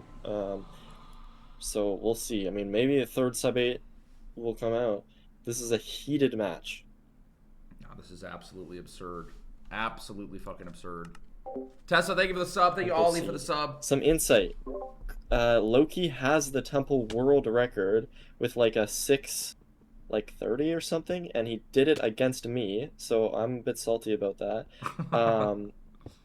But he is insane at temples. I mean, insane at every C type, but like maybe, maybe that's an advantage for him, or maybe that's in Crimson's head. Could be. It definitely seems like it's in your head still as well. Low-key, the high-key Temple Master could be exactly the seed he is looking for. But, I mean, based on the matches we've already seen, there is no making any calls yet. Immediately going for the gravel here. Using TNT underwater for the flint. Wow.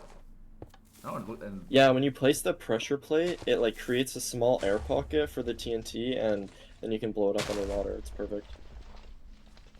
oh my god, so much flint. I mean, who needs that much flint? Holy hell. Diamond shovel. Love to see it. Yep, cross coming out with runners. I mean, I don't know where the lava pool is.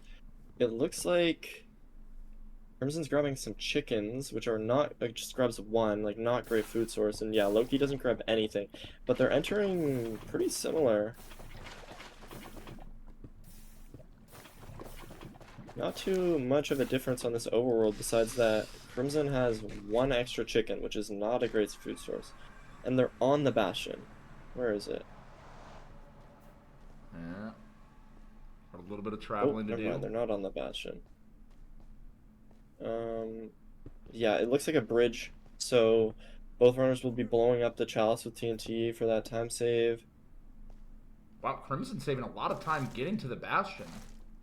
Some different... Yeah, oh my god, Loki went the wrong way. Wait, is this a different He Bastion? was running the wrong way for a... No, they're at the same Bastion, but Loki just ran the wrong way for like 15 seconds. That's a major lead. That is indeed a major lead. Let's see. Ooh, I thought Crimson might have gotten some pork chops there. Not going to. I mean, this is what made the difference. Oh! Crimson! Look, he's dead! Oh my god. He fell in a hole, assaulted by a pig. Crimson can take it home. Does he know? He can play it safe now. That's such an insane lead. What is going on? Oh That's my god. insane.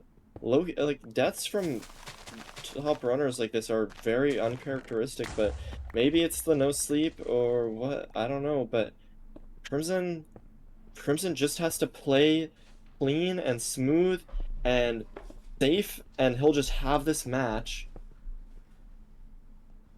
Bastion are coming out. It's all the pigs pitted. This is where I just wonder, does he know? Like, is he completely locking in, not wanting to, distract himself? Because there's so much you got to focus on. It's like, if you're trying to pay attention to what your opponent's doing, I mean, I guess you could know by the achievements, but... Whew. Yeah. We literally heard, like, last match where Andrew was like, I should have paid attention to the achievements and I would have played safer, but he wasn't paying attention, and then he died bottom and then realized after Hax had also died. So I don't know how much... Like, for me as a runner, I always metagame as much as I possibly can those advancements in chat, but some runners don't play with advancements on, some runners just don't really think about it that much. Oh my god, and the portal is getting much sloppy focus on. too for Loki. Oh my Things are goodness, just yeah. not going his way at all. So many ghost buckets. Wow. But the thing that I love so much about these races is it's never a guarantee. You look at a game like Mario 64, if there's this big of a gap, it's pretty much a guarantee, but you can die, you can have a bad pearl, you can end up in a weird spot, caught between some withers. Like, there's so many different things that could happen. It could cause a random death, or you could mess up the end. I mean, when you're taking care of the dragon. A lot of factors. There is so much. It's like not like even though you're ahead in these positions, you're still a little bit scared because you know you just have to close it out. And like sometimes just like that thought of like, okay, I just need to close it out. I just need to close it out can get in your head and like make you overthink the smallest things. So we'll see. Because Crimson's definitely going to notice that he's far ahead at this point and is like, I'm about to beat Loki. And he just has to maintain the confidence and the like consistency that he's been playing these last couple of matches. And yeah, I mean, we'll see. You know, already finding the stronghold. Loki's got so much work ahead of him, but I mean, he is going extremely fast. It's not out of the question, but if Crimson doesn't have any major throws, he's got that 100% confidence. And he's just going back in the portal. He has lots of food. He has lots of pearls. Just like anything that he could need right now, he has it.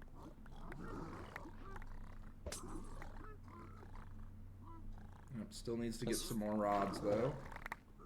Yeah, needs a couple more. Probably pearl hang here. Looking for it. Not gonna decide to throw it. Maybe he is. He's looking for terrain. I like this play because he's spending a lot of time analyzing the terrain, but there's no blazes spawned, so it's not really a big deal. It's not like he's losing any time, he's just overlapping. Yep, on his way now, about to enter the fortress, but just as he is entering, Crimson is leaving now and finding it, but we'll have to see how this terrain ends up treating him before finding the stronghold. He's going really high here, but like a big pearl, like he's really close to cores already.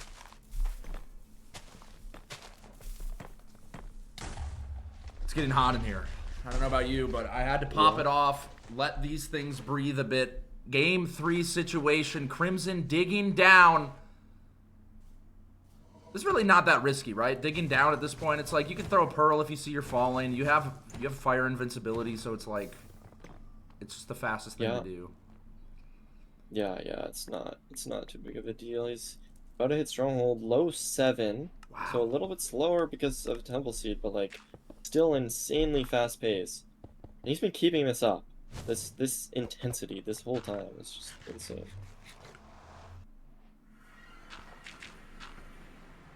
Is this the portal room? Has a apple. Ooh, not quite. Ooh. Some misreads. A creeper. Boom! Oh, he's going in this corner. I think he hears it. He's hearing sounds in the walls. He's hearing the silverfish. Are they talking to him? Are these just illusions of his mind? That is the portal room. Wow. And all that he needs to do is hit this 0, and he sends the favorite of the tournament home. Here we go. Final moment. Crimson, the underdog of the tournament. 15th seed. It's back. Oh my goodness. Back cage here. This is just a simple, straightforward 0. He's gonna push height. I don't know if we needed to push this high. Okay. Little bit of a late bed. Fixes the height though. I think he has plenty of explosives. It's not a big deal. Huge damage. Yep. One more explosion. He's Double got dead. it. There it is. Oh, Just has to goodness. walk it out. Crimson sending Loki, one of the greatest, multiple-time playoffs winner, packing out the death to the hog. That's crazy. Wow. Match is over. Crimson takes it. Holy shit. What an upset. I mean, I'm happy for Crimson. I mean, honestly, like, that was an upset, but Crimson is a scary looking opponent now. That was insane, and the confidence that he takes into these next matches, knowing he took down the like favorite of the whole tournament, like, yeah, I mean, scary. Scary indeed. Let me go ahead and pull Crimson up here. Let's get his thoughts. Crimson, Oh. congratulations, the underdog. You came into the pregame interview. You were sounding nervous, talking up Yep. low key, all his accolades, but you came out on top. A crazy game 2, crazy game 1, and clutching it out here in game 3. Insane. How are you feeling? Oh, I feel amazing, bro. Like, I'm shaking really bad. I'm understandable. This is, this has got to be a big moment for you. Yeah, definitely. Do you feel like you've grown just from this game? Like mentally, do you feel like you're feeling a shift internally, maybe feeling more capable than you have ever felt? I mean, you worded it really well. That's how I feel right now. I feel more capable than I've ever felt. Like you've ascended. Sure.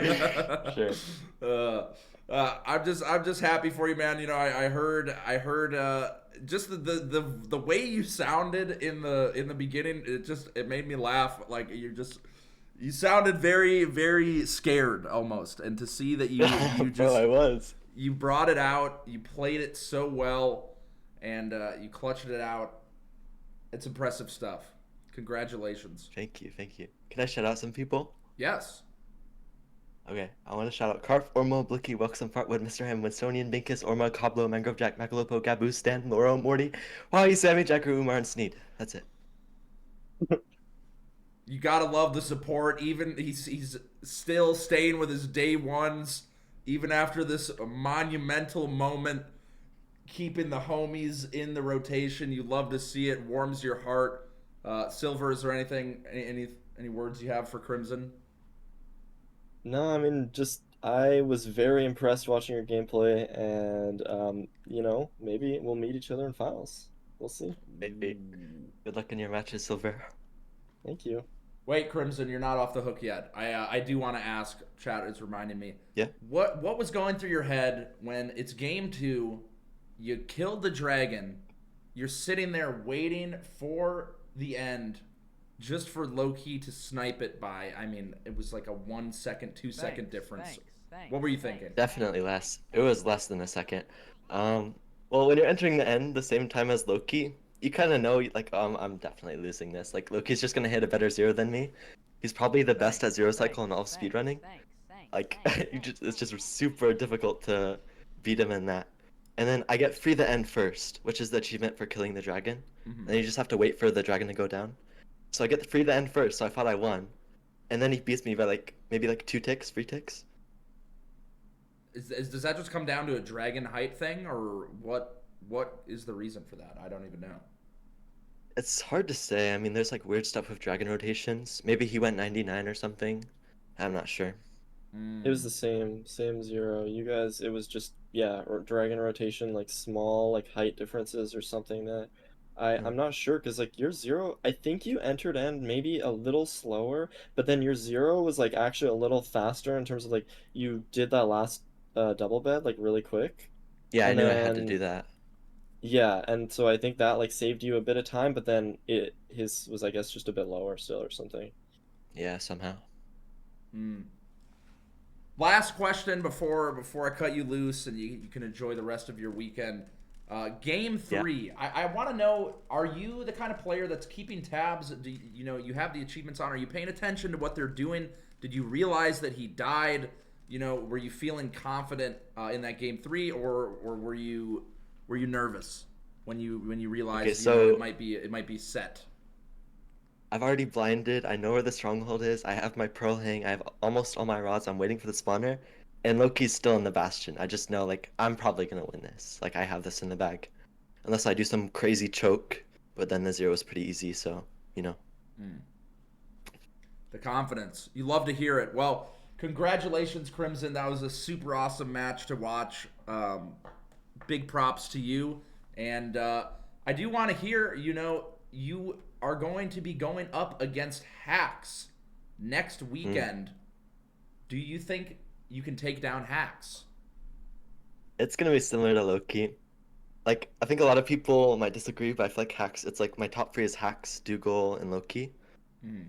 And like they're all super similar skill level. They could beat each other any day. It's just gonna be really scary. It's gonna be the same as Loki, honestly.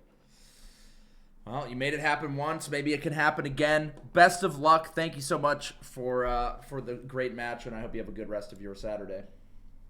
Thank you. You too. Thank you. Oh man, that was hype.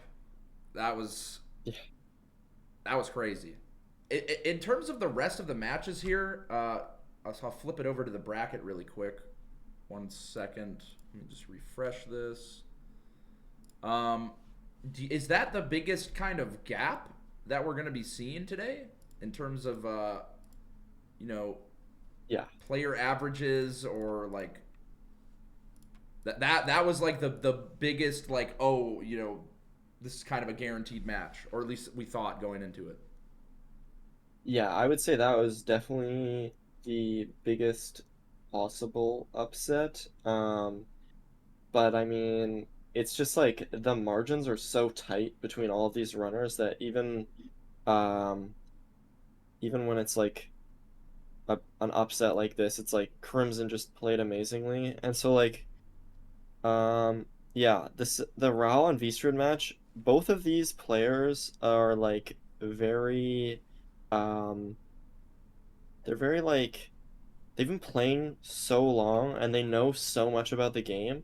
Um, and it's kind of Raul's definitely a bit like of a more like bit higher seated, but it could go either way to be honest. And then same with Moggy and Aquacord, where like Moggy is more of like a he's like been around and he's played like a lot of matches, but Aquacord I would say like more recently has gone like really good. And so again, that match could go either way. And so yeah, definitely Crimson vs Loki was the biggest possible upset, and it happened, which is crazy. Is that even in the entire bracket or just on this side of the bracket? Yeah, in the entire bracket. Wow. So if that's what we have in store for that match, I mean, these are all going to be nail biters. I'm thinking a lot of close matches For sure. All right. Well, it will be coming up soon. We have Raul versus Strid in 15 minutes. Go get a stretch in, walk around, get a snack, use the bathroom. We'll be back soon. Thank you, everybody, for hanging out. And huge shout-outs to the community. Shout-outs to Oliver for helping a lot behind the scenes at Pona as well. W's in the chat. Couldn't have done it without them. And, of course, Silver, thank you so much for being my lovely co-commentator thus far. We got 2 more matches to go. We will be back in 15 minutes. See you all soon. Bye, chat. Bye, chat.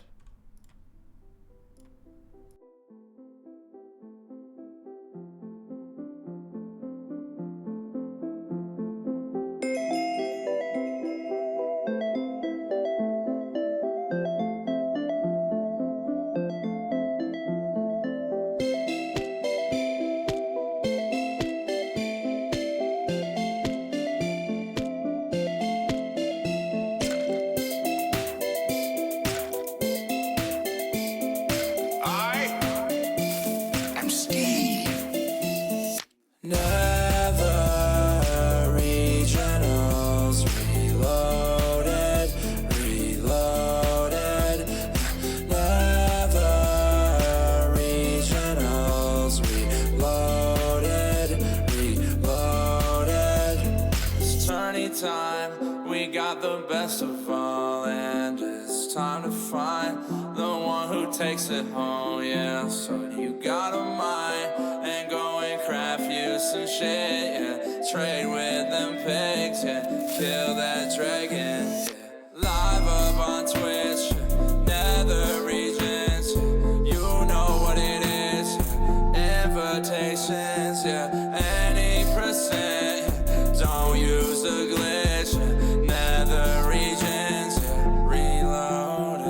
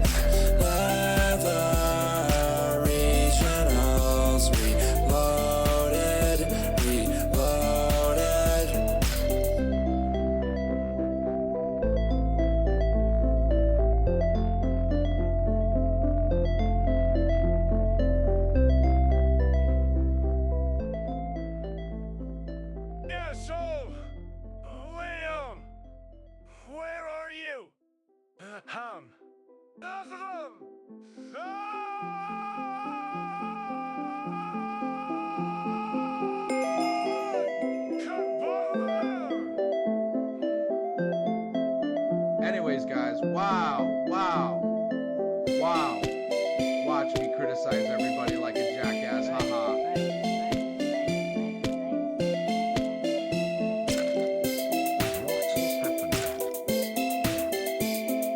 I am Steve. Thanks. Nether regionals reloaded. What you guys thinking so far? How are you enjoying the tournament? Nether regionals reloaded. Why is this playing again? It's tourney time. We got the best of Oh, sorry. I don't know why I played that one again. You guys enjoying the tournament? What a fucking crazy match. Chicken cocky. Yeah, I'm just having TTS on right now. Just for this. Wow, this gameplay is so fucking crazy. Wow. Image walking out. Wow. Oh god, wow. Oh god, wow.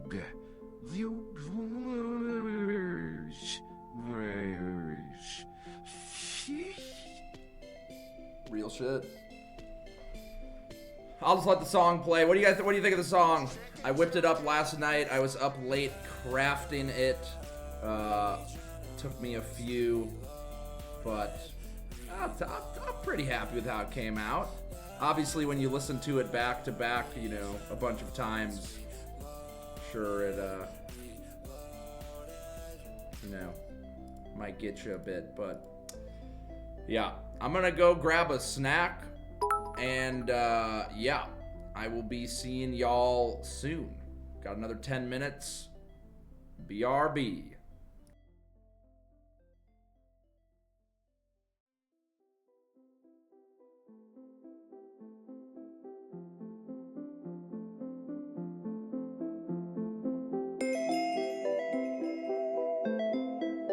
So, yeah, Jimerson. In this 1v1, either player could win. Anyone remember when I went live at 1 a.m. to run ads and raid my 24/7 channel? Yeah. Anyways, be back after the door. I'm Steve. Nether regionals reloaded. Nether regionals reloaded. It's tourney time. We got the best of all, and it's time to find the one who takes it home. Yeah, so you got a mind and go and craft you some shit. Yeah, trade with them pigs. Yeah, kill that dragon. Yeah, live up on Twitch. Nether regions. Yeah, you know what it is. Yeah, invitations. Yeah, any percent. Yeah, don't use the glitch. Yeah, Nether regions. Yeah, reloaded.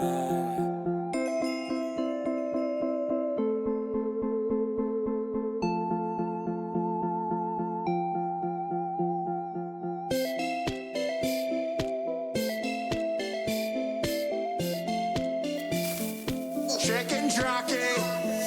Nether regions.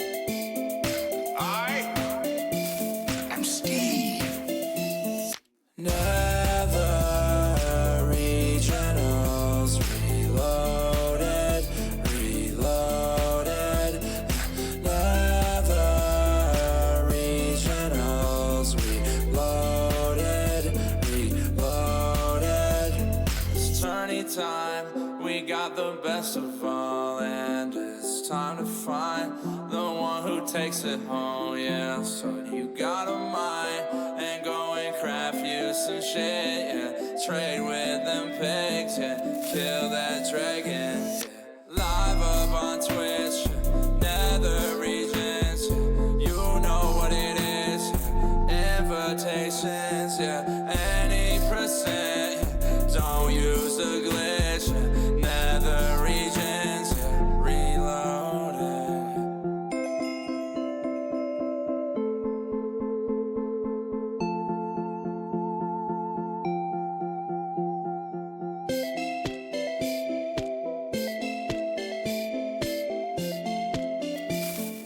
Chicken jockey.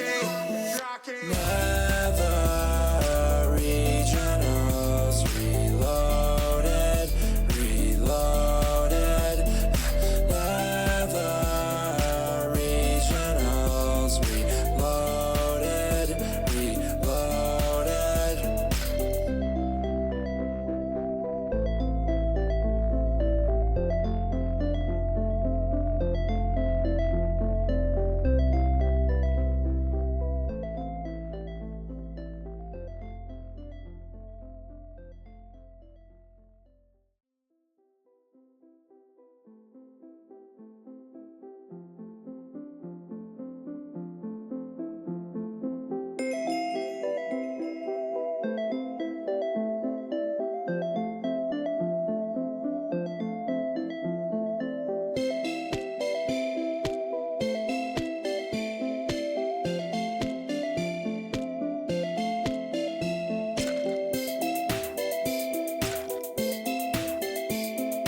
I am Steve. Nether regionals reloaded, reloaded.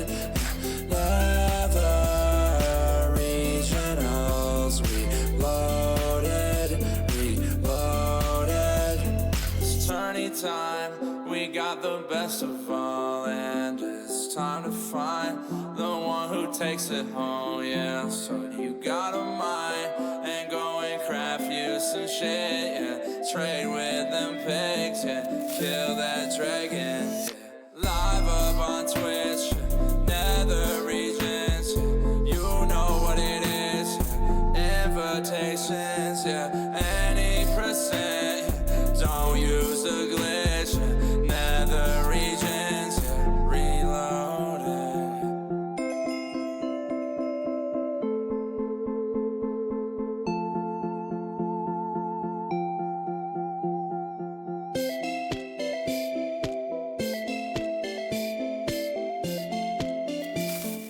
Chicken jockey.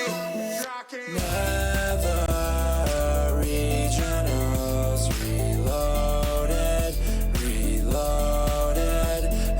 Nether regionals reloaded, reloaded.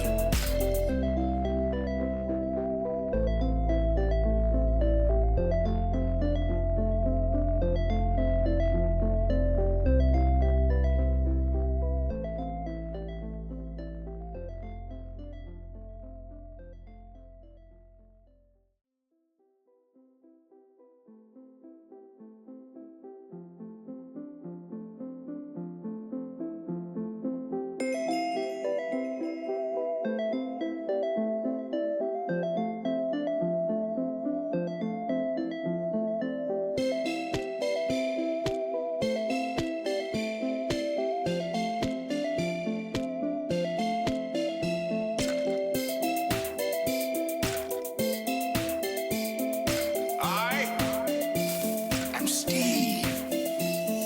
Nether regionals reloaded, reloaded. Nether regionals reloaded, reloaded. It's tourney time, we got the best of all, and it's time to find the one who takes it home, yeah. So you got a mind, and go and craft you some shit, yeah. trade with them pigs, yeah. Kill that dragon, yeah. Live up on Twitch, yeah. Nether regions, yeah. You know what it is, yeah. Invitations, yeah. Any percent, yeah. Don't use a glitch, yeah. Nether regions, yeah. Reloaded.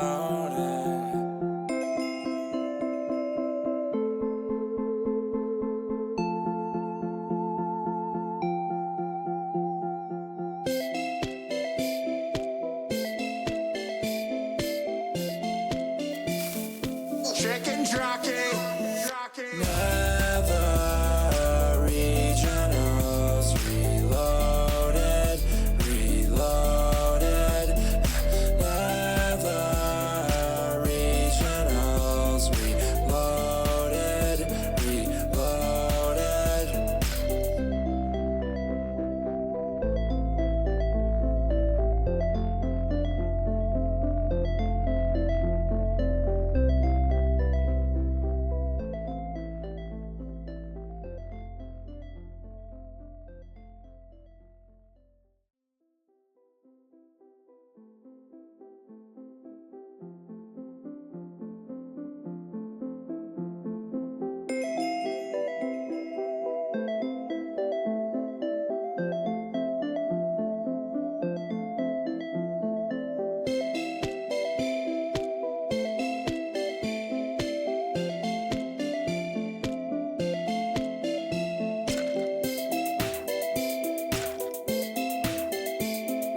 I am Steve. Nether re- Ladies and gentlemen, we are back. Oh my goodness. The Nether Regionals Reloaded. It just keeps on giving. Third match. I'm not naked. I'm not naked. Just my shirt is off. Someone redeemed it. I respect it. We have Seven Rowell versus V Strid. Silver, give me the rundown. What are you expecting from this match? What do you think about these players? How you feeling?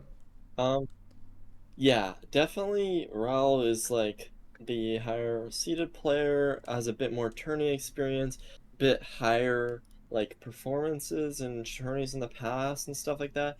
But Raul's a very emotional player, and I think for him to win, he needs to really make sure that he kind of doesn't tilt out, doesn't like let those emotions get to him too much, because he definitely like has it in him to win for sure. And I mean, I think the strength I guess that Vstrid has is Vstrid has 3,200 ranked matches last season, and Vistrid just spams matches on matches on matches and has like an insanely like deep knowledge of the game because of just how many matches he's played. And um like that kind of experience can lead to a lot of things. And something that Vistrid also does that's interesting is he never seed changes. So like that means he plays like really shitty seeds a lot. And so maybe Eastern has the advantage on shitty seeds. We'll see. Yeah, because we're not doing seed changes. You just go with it. He's got to have a sick head. I was playing ranked once, and my opponent wanted a seed change. I didn't do it, and then he just started typing. He's like, "You like this seed? You have a sick head. What is wrong with you?" Just like just blowing up in the chat is absurd. But I mean, that is how you get a lot of experience over time with the different seeds. You know, you're ready for any situation. So 3,200 ranked matches is insane. Let's get these players in here. I want to hear what they have to say. They're both down to talk. Pulling them up right now. Seven Rowell, V-Strid, welcome to the pre-game interview. Rowell, I want to start with you. How are you feeling going into this? How have you been preparing? What are your thoughts? Feeling good. I've played a bunch today. I haven't been playing ranked that much recently, but today I grinded a bit. How'd it go? Not the best, not the worst, I think. But alright. Okay. And V-Strid, what about you? 3,200 ranked matches last season. Yeah, I think that's last season and this season combined, probably. Because I think I had like 2,000 last season, but I'm feeling pretty good. Been grinding some rank today. Okay, so you're both warm, you're both ready. Shall we just send it? I'm down. Yeah. All right, I'll set y'all back, and good luck. Thank you. Not many words to be said. They are going to let their gameplay do the talking. Here we go. 4th seed versus 13th seed. Very close averages. 30-second gap. 20 seconds apart for the rank PB. It is getting started. Here we go. Game 1. God, I love this. Ranked Minecraft is so sick. It's so good. It's so smooth. It is. Let's see what C type this is. Village looks like. Ooh. So they're gonna first thing that they want to do is locate the blacksmith because they know there will be a blacksmith on the seed. They're both grabbing this bed. Nice to grab some early beds. We'll see what this has in it. Yeah, most of their iron. They're still gonna need to kill the golem, but they can make shears. Both players probably gonna make shears for blocks here. That's what I would have did. Having those extra blocks, I mean, you either get them now or you're gonna spend a lot of time in the Nether just mining at Netherrack, and it's just not really worth doing. Yeah. Oh, and there's a second blacksmith here as well. So they actually, both runners going to this. Raul's grabbing a second bed, and wow, okay, 9 iron. Don't need to kill the golem. Just gonna make an axe and a bucket here. And they're looking for their flint. There it is. Eastridge got it right on top of each other. This is same exact thoughts. Process same of thinking. routing, same everything. Oh, but here's a difference. I thought they spotted a lava pool off the rip. Raul seems to be running back towards that, but Vistrit's running deeper into this village. Maybe for food. But Raul is just grabbing these cows. Yeah, so this is a pretty tough play to make because, like, in a village, usually you just expect that you would get, like, hay bales or, like, carrots or something like that. But there was no hay bales that were super linear. So Raul just decided, okay, I'm just going to kill cows instead. And Vistrid went back for the hay bales and then is now completely just behind. Doesn't know where the center is, just didn't see it, and finally spots it. Oh my god, this is a big gap, though. Yeah, that is something I've noticed with village seeds especially. It can be kind of hard to find that lava pool. You either spot it or you don't. You know, it can be buried in the mess. And huge advantage here for 7 Raul, but so much can happen in the Nether. We'll see how the Bastion plays out. This looks like a Stables Bastion, and we might see the same route that we saw last match. Raul's going into this triple here. Wow. A lot of obsidian already. 14. Gonna be a quick Bastion run through. Yeah. Popping on this armor, and it's just gonna grab these gold blocks and then bring the piglins down to the lower part of the stables.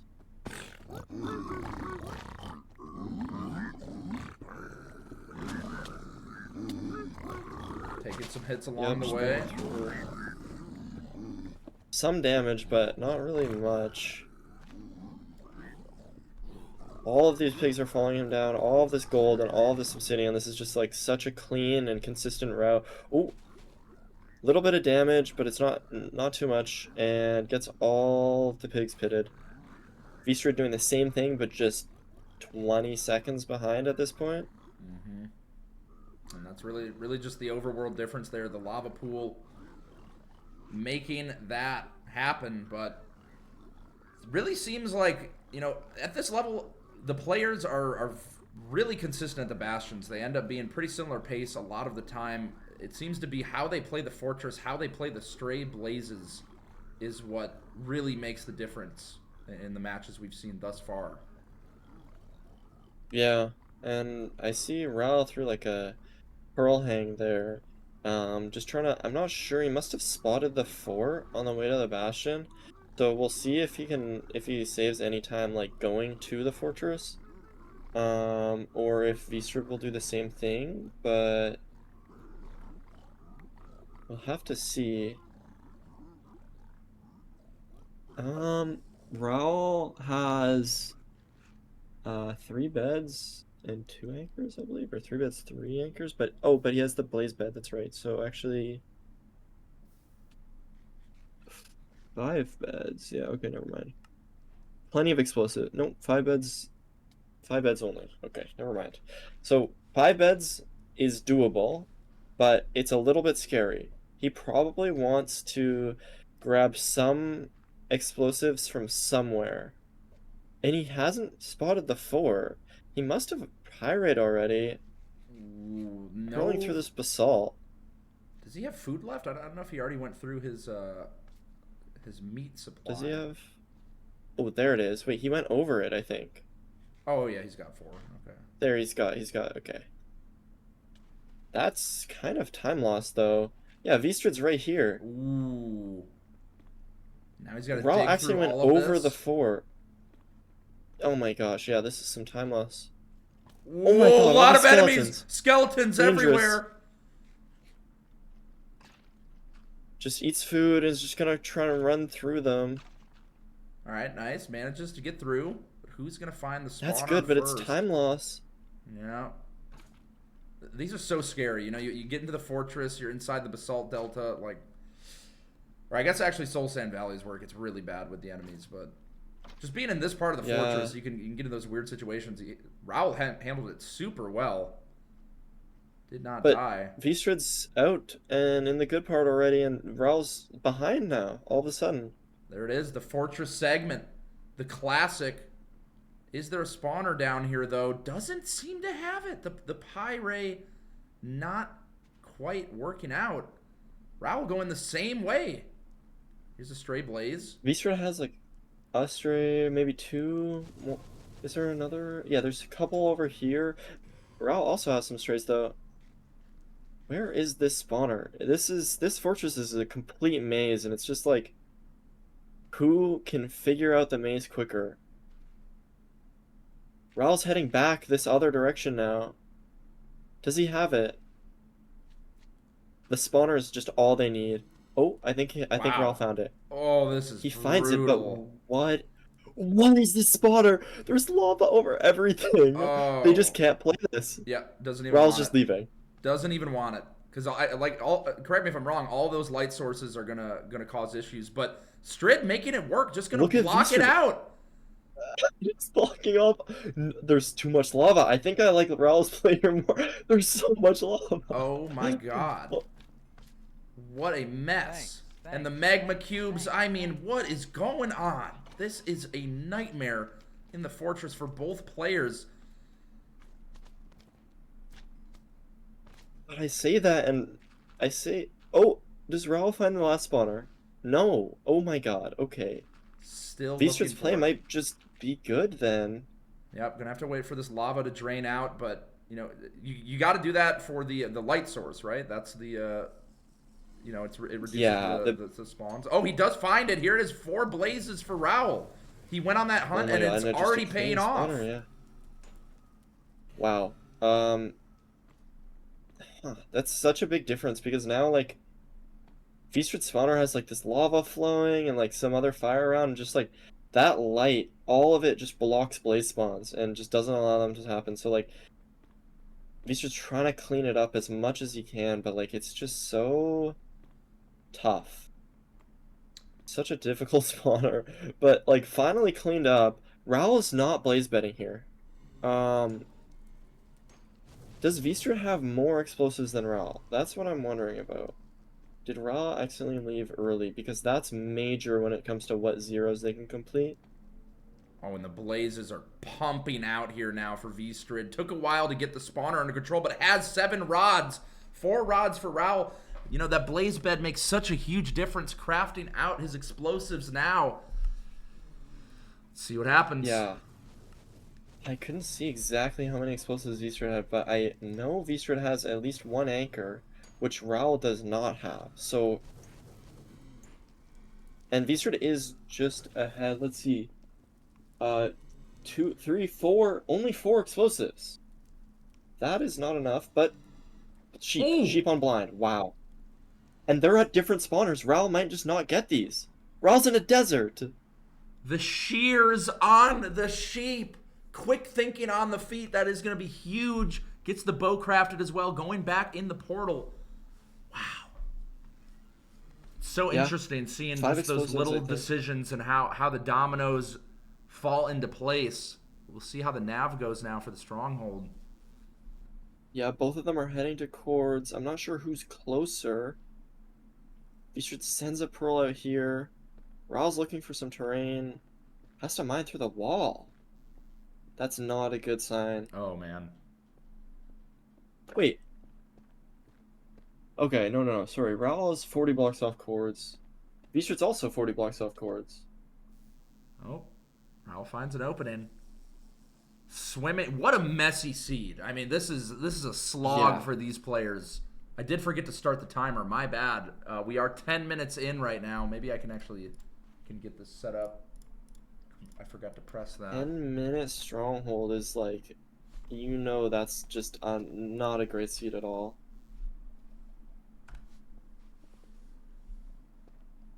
But they're making it work. They are absolutely making it work. Yeah. And Raul's got it.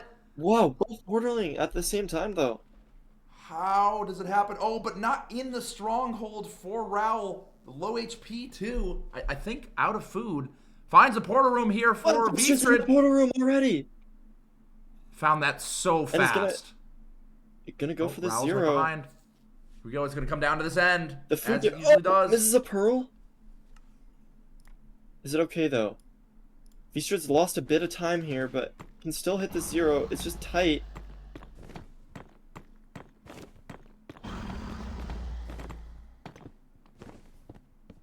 Okay, makes it in time.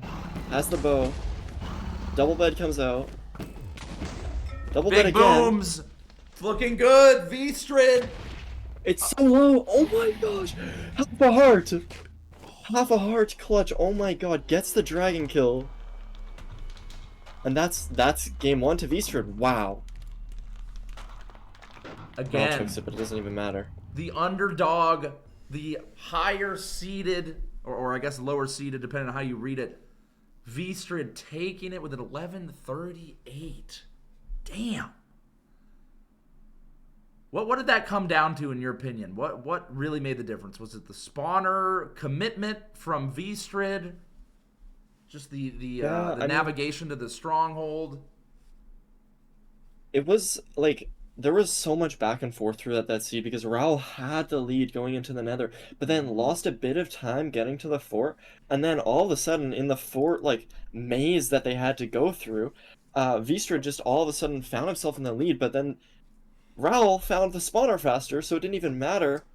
And then I don't know, V-Strad committed to that spawner, Raul went for the other one, but it just didn't matter because they were both second portaling at the exact same time, and then it was just the stronghold, and I don't know what happened in the stronghold, but V-Strad was in the portal room so fast and didn't have to hunger reset because he had more food. Yeah, I don't even know if That was crazy. if he even used the pie chart. Maybe he did. It was so fast. It seemed like he immediately went from the portal into the portal room. It was like just a few seconds. It's absurd. Yeah, I don't know how he did that. Like that was maybe he was just like a block off cords and just spawned right there, but that is one match down, and I'm slightly worried for Raul at this point because, as I said, he's an emotional player, but he really just has to like think and just like make sure just not let that match tilt him. That was an annoying seed, not something that he's like very comfortable with, maybe like something that's more suited to V-Strad's playstyle, and he just has to like lock in for this next match. Yep, it's hard to fight off those emotions. You know, it's scary. In a best of 3 situation, you lose 2 or you lose 1 game, you're already at risk of losing the entire thing. It's not a fun position to be in by any means. Yeah, BT seed coming out here. Both players grabbing the Iron Sword. Again, that 1 second time save per blaze. And shears as well. Need those blocks. No TNT, so gonna have to trim those trees, give them a little cut. What is like a comfortable amount of blocks? Like your ideal amount of blocks you're looking for when you're using shears? Are you just getting 1 stack? Is that good enough usually? Yeah. Usually I aim for like around 1 stack, but like even here, both runners have just like, yeah, they have like around 1 stack. It's kind of like depending a bit on like how linear your trees are. You're thinking about the line. You're always thinking about like the cleanest possible line to take. And I think this is a difference here. Vistrid boated the wrong way for like a few seconds, but not too major, but like, oh, never mind. Vistrid just finds a different ravine. But okay, still is a few seconds behind Raul. Not too much of a difference though. Kind of a repeat of game 1. Raul had that lead going into the Nether, but Vistrid was able to just clutch it out. Not able to make a portal out of that hole. Uh-oh. Raul has to... Oh my god. Uh-oh. Raul finds it, but Vistrid's ravine is fake? Ooh, Oh no my god. lava No, in those cracks. That's... Oh my gosh. So unfortunate to just have a mag ravine and just have no lava underneath. Yeah, that is painful. A big fall! Oh my god, big fall, but is still alive. This is a stables bastion. And we'll see how Raul plays this. No armor, so he has to be careful. Oh my god, okay, be careful. Encasing himself in the shrubberies, safe from the piglins. And this is the same route that we saw. Yeah, going all the way up to the triple, grabbing all of this gold, all of these chests. A lot of obsidian in there. And wow, this is a massive gap. Vistrid's finally finding the mag ravine and making this portal. Another fake ravine for Vistrid. I'd be screwed. No way. Oh. Okay, there we go. It's real there. Oh my god. It's real on that part. On the 5th try, finally gets the portal to happen. It's crazy that's still a sub 3. Like, it feels like it's been so long, and it's still, like... That's not... that's pretty good. 255. Yeah. But unfortunately for Vistrid, Raul was in, like, a minute ago. So, some work needs to be done to make up this difference. Raul's already trading at the bottom of the bastion, brought all the gold, all the pigs, got everything that he needed. This is a consistent, clean route. Vistrid is playing it a little different, but honestly I like... Oh, 10 obby out of that chest though. Maybe that's useful. Not sure. No, definitely not. Raul has 16 obby. Yeah, I think these are the chests he's about to check now are where Raul found a lot. Vistrid might actually just be getting away with like 20 right here. Yeah, there it is. 20 obsidian right there. Yeah, I mean, like, Vistrid knows that he has enough obby now, but like, it just doesn't really matter. Because you're just gonna get a lot of obsidian from trades anyway. But, you know, he's playing this route. Dropping down. Same route that Raul played. But Raul looks to be leaving already. That was a quick bastion. Oh, hit a zombie pig, but I think is okay. Is that okay? Is that like the worst possible thing that could happen?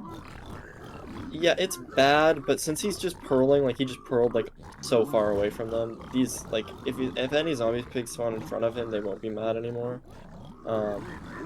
Because they have to like chain the aggro kind of thing, so it's fine. It's bad, but it's fine. A lot of oinking in my ear, switching the audio source over to Raul, getting that blaze bed off right away. I mean, this is looking very comfortable for Raul, and this is exactly, you know, like you said, emotional player, gonna want a comfy game 2, and this is an ideal situation. Yeah, I mean, just like the most, like just the cleanest fort you could ask for, really. Just a spawner. There's not a single stray wither skeleton, not a single stray blaze on a screen. Just is playing the spawner, using the siren sword again, saving like less than a second per blaze, but like these runners are going for every little time save that they can grab, so.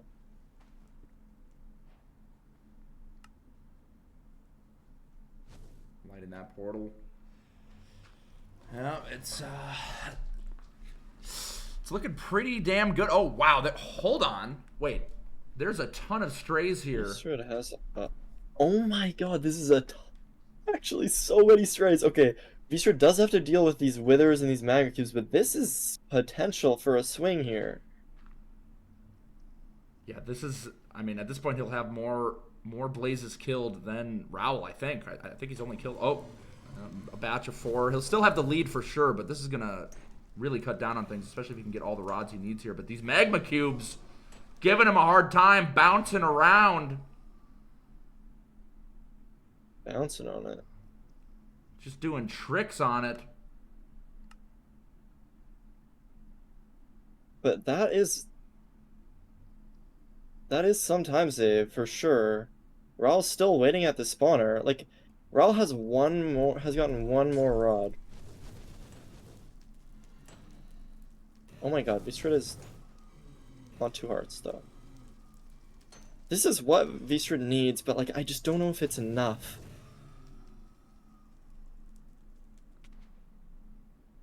Yeah, Raoul on the move to another spawner, but I think has the rods. Yep, moving away now towards the stronghold.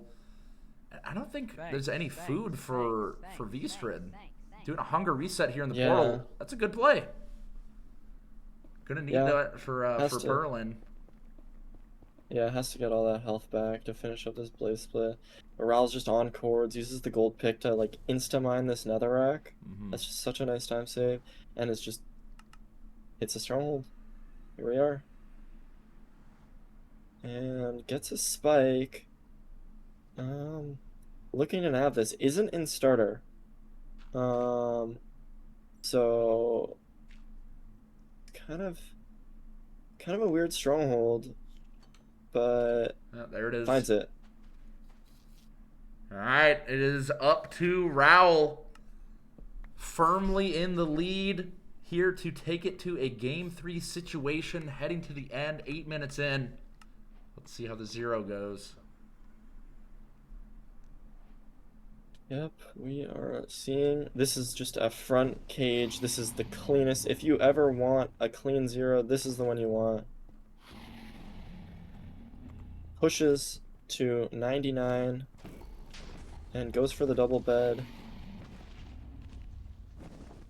And God.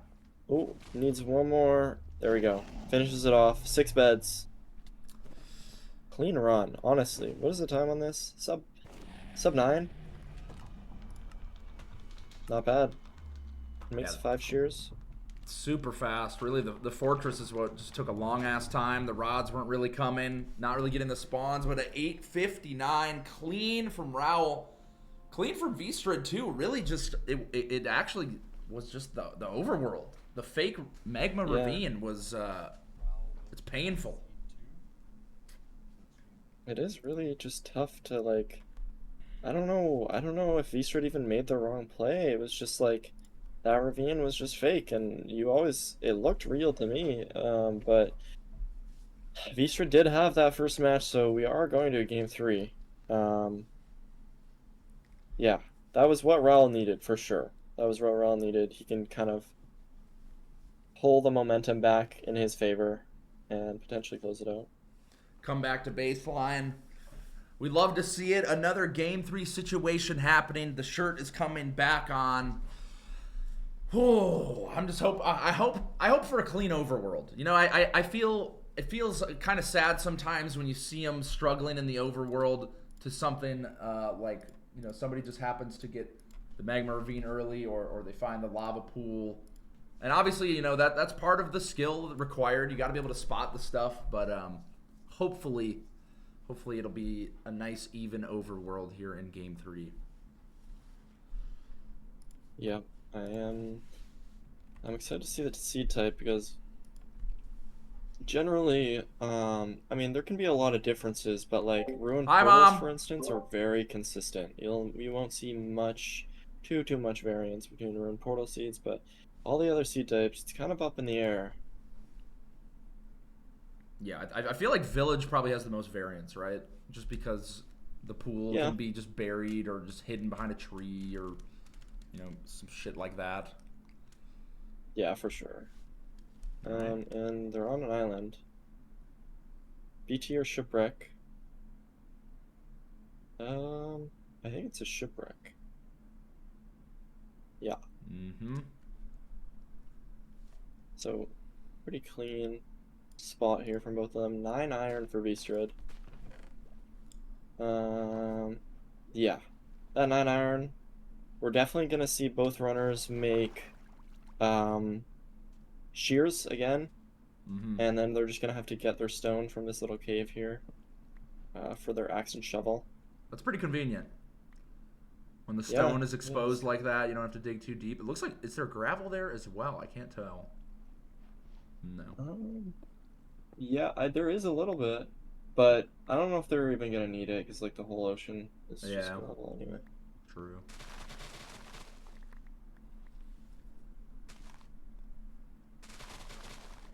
Trimming these trees, Yep, getting their grabbing the wood. shears. Yeah, I mean, pretty consistent gameplay. This is what you would expect to see from both runners. I'm just not sure because maybe Vstrad's, you know, in his head a bit about that wood shovel coming out for Raul. In his head a little bit about the ravine. Hopefully no more fake ravine accidents happening. Yeah, let's see. Some pretty convincing cracks here. Gonna dive in, see what's going on. What do they contain?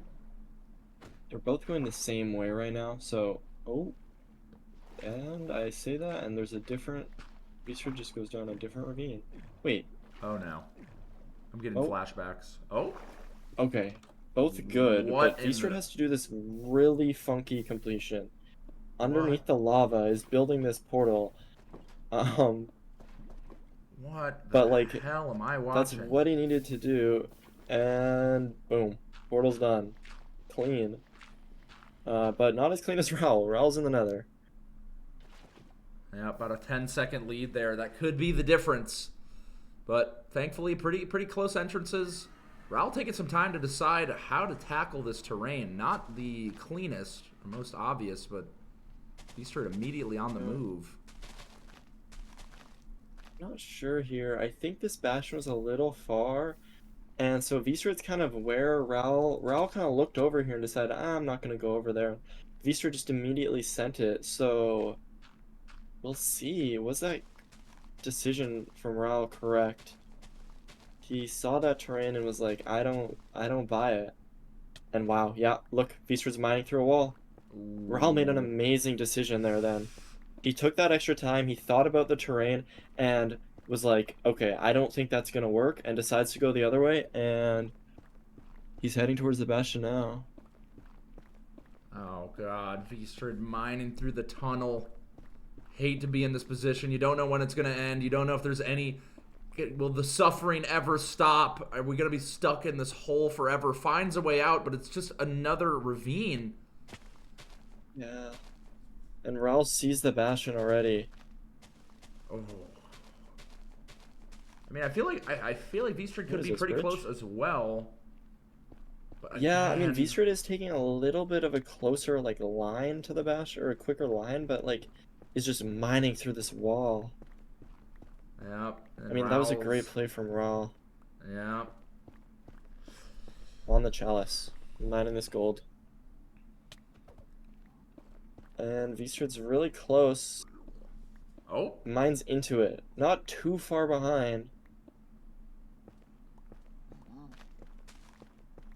Trying to figure out what are we working with here? What is this bastion? Finds land. Gonna be able to tell from here. Yeah. And he realizes we're in a bridge. Wait, is that the fort right there? The fortress is right next to the bastion. Oh. Raul's doing a route called Crack Smoker. Love this route. Yep, gets lots of pigs. Beautiful execution there. Yeah, great route. Yeah, we can see that fortress is just right there. So no thinking about where the fortress is at. You don't even have to worry. Beastford also going for the Crack Smoker. I mean, it's just the obvious choice here. It's going to work out faster than Donkey Kong. You're able to get those pigs set up just a bit quicker. Love seeing that. Yeah, oh my god, Beastford has a lot of pigs too. I don't know exactly if there was too much of a difference here, but Beastford does seemingly have like a lot. And I'm not sure about Raul, but Raul's mining his wood back because he needs all of these planks. Use them for the road, but needs to grab them back. Vistrid also, worth noting, came in from the other side, so had already looted the chest. Yeah. And had a lot of obsidian from that. Oh, forgot the arrows. Like, he knows that there's obsidian, but yeah. Goes and grabs it now. Raul's already in the fortress. Going to come down to how this is handled. The spawner is right there. Don't need to do any sorting through the maze. Just straight to business. Yep. And Vistra looks to be out as well. Actually, not too far behind. It was looking a little scary off that terrain, but maybe 20 seconds here for Raul. And we have seen like what can happen in fortresses, and it's just... We'll see. We'll see. They're both playing a spawner here. No crazy stray action happening. Nothing too out of the ordinary yet.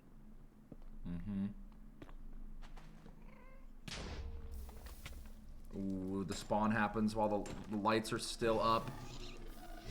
Oh, yeah. Oh, and a ghast takes the hit.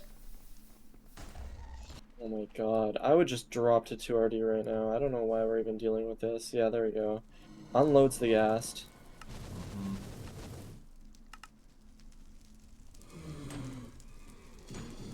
Four blazes. Still needs 5 more rods.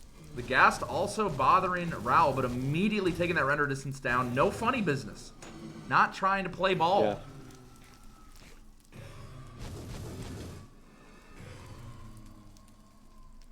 Three rods.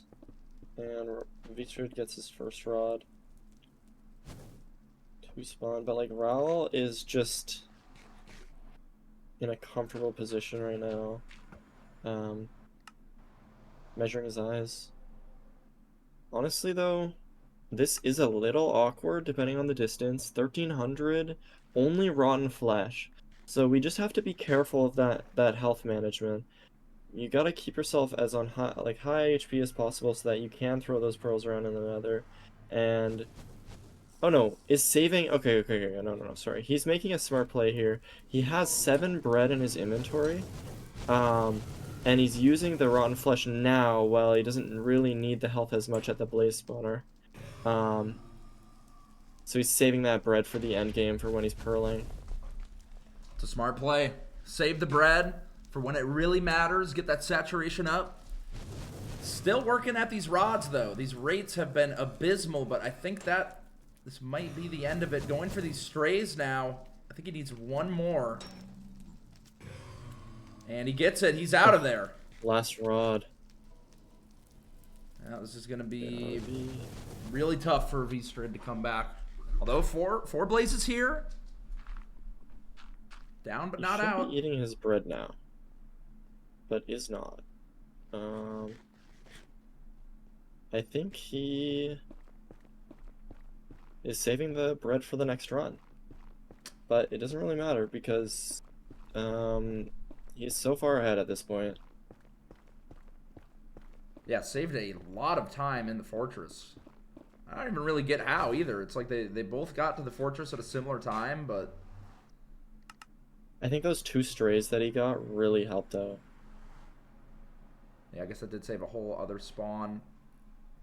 In the stronghold now.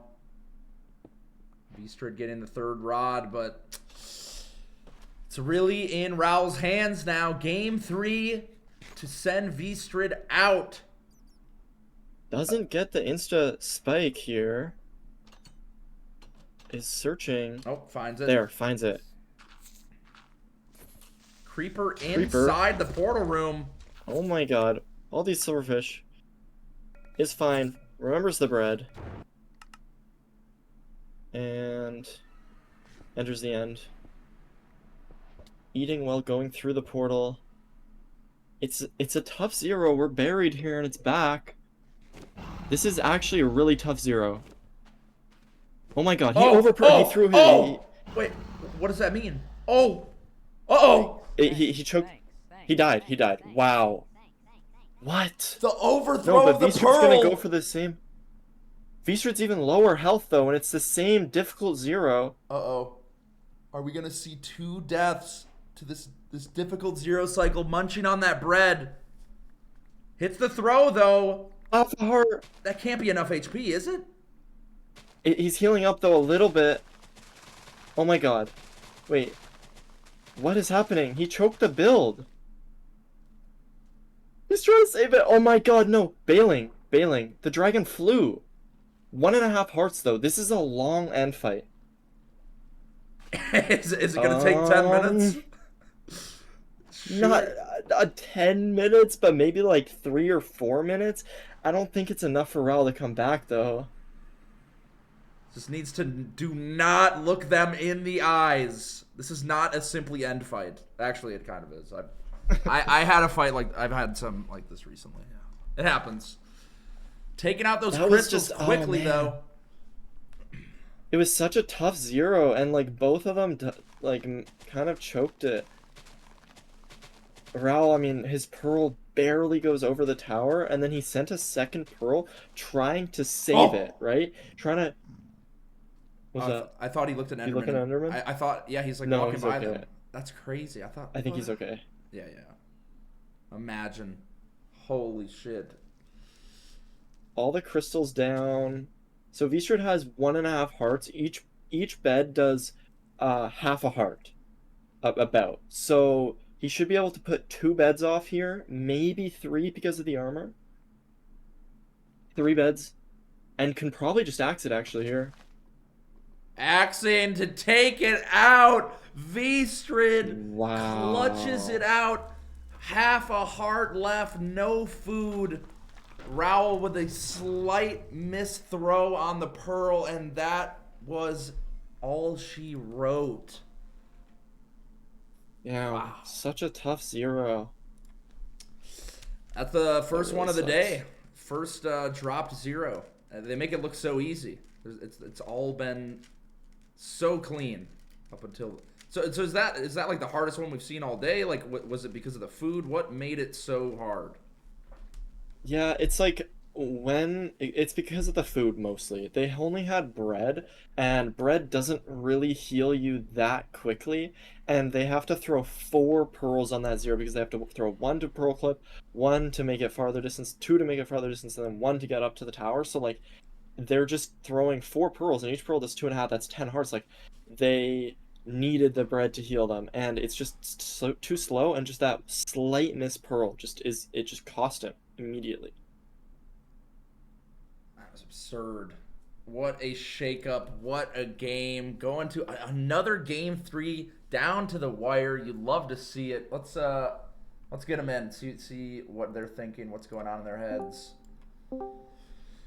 Hello, Raul Vstrid. Welcome. What a game. What an insane game 3. Vstrid, congratulations on the win. How are you feeling after that? What were you thinking when you felt the 0 cycle couldn't connect anymore? What was going through your head? Yeah, so I was kind of like not really paying attention to my health, and so like I would have choked it either way, but like I don't know. I feel like I kind of just played that kind of bad, you know? I mean, Silver. What are your thoughts? You were saying it was a really hard 0 cycle. The food situation was tight. You know, both of you obviously had a hard time with that zero cycle. Yeah, I mean, it's just like when you're entering the end like that, and you only have the bread and you have to hit this back dragon, like any micro mistake that goes wrong, just ruins the entire zero. And like Raoul's micro mistake was just slightly worse than Vstrid's like micro mistake, and Vstrid was able to stay alive on 1.5 hearts to win that. It's just like, yeah, it is just so crazy. Raul, what was going through your head when you entered the end there and you were throwing that pearl up to the tower? What let us into your mind? I mean, I kind of choked the proto clip a little bit because I started mining the wrong block, and then I was like, because I started eating before, like after my second pearl landed, or like third pearl, whatever.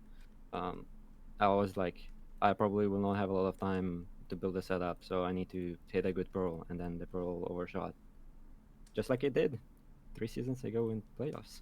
Oh yeah. GG's, better player won. GG's. GG's.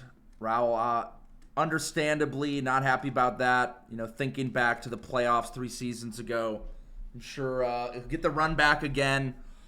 You know, shout outs to him for coming in and offering his thoughts. Vstrid, congratulations on the win. You will be going forward in the bracket. Now, I do want to know, between, sorry,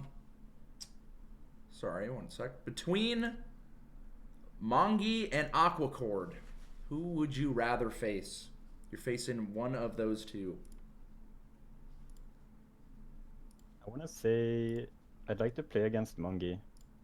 I feel like I'm a lot more confident versus him compared to Aquacord. Okay. Fair enough. Well, congratulations. Thank you for the match. Hope you have a good rest of your Saturday. Practice up, and we shall be seeing you next weekend. All right. Thank you. Thank you. We got one more, Silver. Mongi versus Aquacord. How are you feeling about that? What do you think about that match? Yeah, again, it's like, you know what I was saying, like these ranked like players that have been playing for so long and they're kind of taking a break right now, and Hax is like one of those players who's taking a break, and Mongi is another one of those players who has been taking a break, and he hasn't stopped playing Minecraft, but he's just been going for like RSG runs and just trying to, you know, get like a good PB. But Aquacord, on the other hand, has been just kind of, I feel like, slowly improving consistently every single like time I see him in a tourney. He always looks better and better and better, and so I'm very curious to see how Aquacord is going to do, because overall Mongi's the higher seeded player, has more experience and whatnot, but I would say Aquacord's definitely like he's newer to like being a really top runner, and I'm excited to see what he can do, because he's insane now. I am excited as well. This is going to be, I think, the closest match stats-wise of the day. They are 2 seconds apart with their ranked PBs, 10 seconds apart with their average times. This is the a little analysis here of what we're looking at. Very similarly matched players, so it's sure to be a banger. Wait, what is this emote that he just posted? Yeah, we can add that. That's good. That actually looks great. All right, we have Suck It Now. You can now suck it in the chat. Go crazy with that. Silver, any closing thoughts before we throw it to a brief intermission? Yeah, I mean, just I'm very excited for this next match. It definitely is one of the, if not the closest match that we're gonna see in terms of skill, and like, it's really hard to know what to expect. Yeah, it's exciting for sure. Hell yeah. Well, I'll see you on the other side. Chat, stay beautiful as you always do. We got 10 minutes. Mongi versus Aquacord, the final match of today. Stay tuned. Get yourself a snack, and we'll be seeing you soon. Bye. Bye.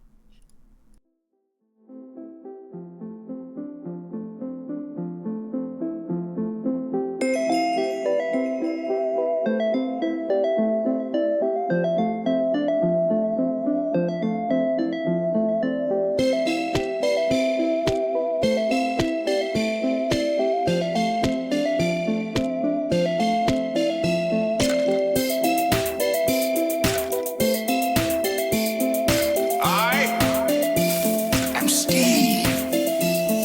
Nether regionals reloaded, reloaded. Nether regionals reloaded, reloaded. It's tourney time, we got the best of all, and it's time to find the one who takes it home, yeah. So you got a mind and go and craft you some shit, yeah. Trade with them pigs, yeah. Kill that dragon, yeah. Live up on Twitch, yeah. Nether regions, yeah. You know what it is, yeah. Invitations, yeah. Any percent, yeah. Don't use a glitch, yeah. Nether regions, yeah. Reloaded.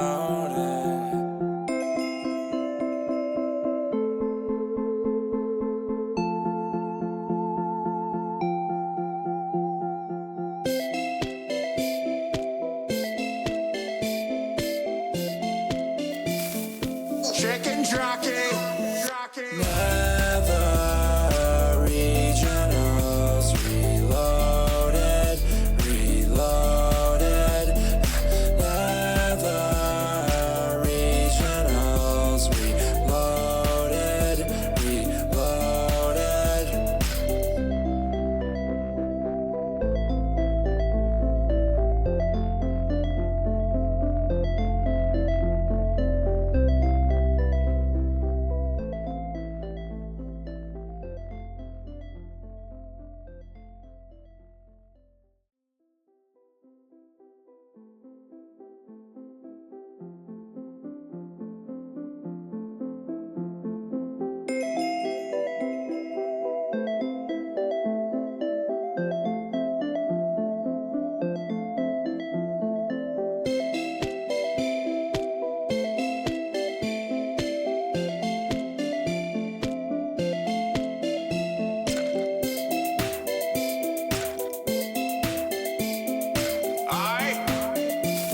I'm Steve. Nether regionals reloaded, reloaded. Nether regionals reloaded, reloaded. It's tourney time, we got the best of all, and it's time to find the one who takes it home, yeah. So you got a mind and go and craft you some shit, yeah. Trade with them pigs, yeah. Kill that dragon, yeah.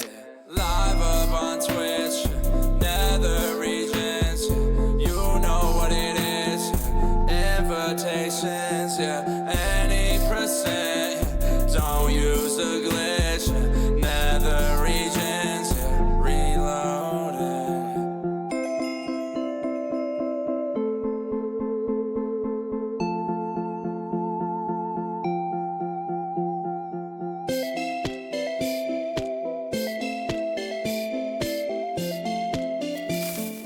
Chicken jockey. Nether regionals reloaded, reloaded. Nether regionals reloaded, reloaded.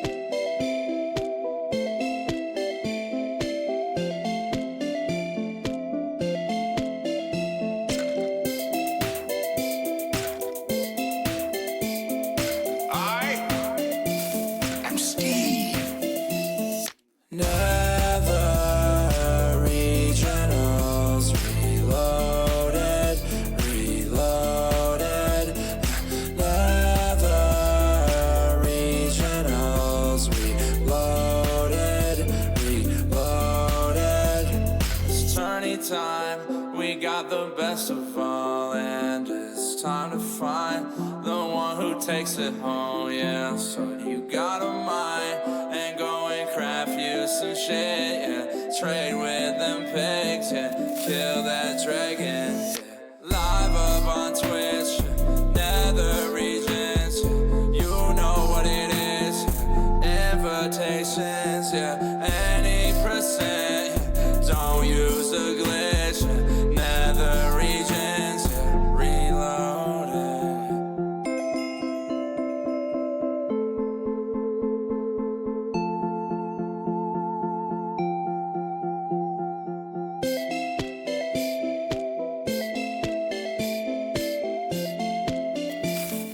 Chicken jockey. Nether regionals reloaded, reloaded. Nether regionals reloaded, reloaded.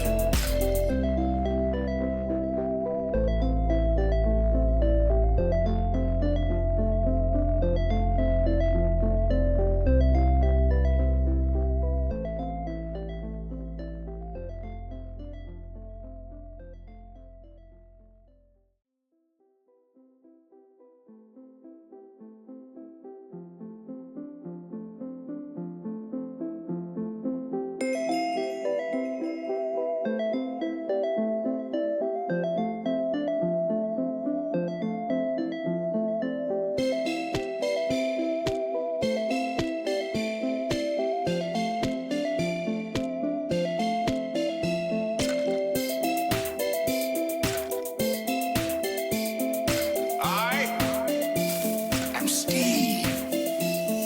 Nether regionals reloaded, reloaded.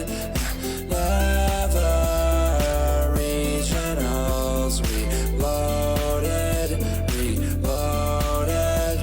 It's tourney time, we got the best of all, and it's time to find the one who takes it home, yeah. So you got a mind, and go and craft you some shit, yeah.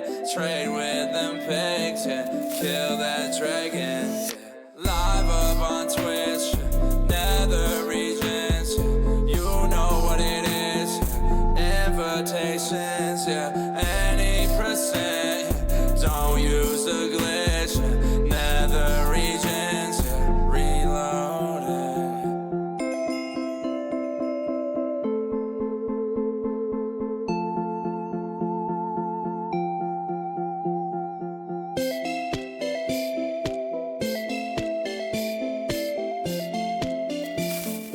Chicken jockey.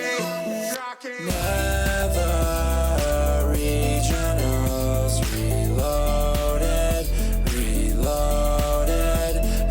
Nether regionals reloaded, reloaded.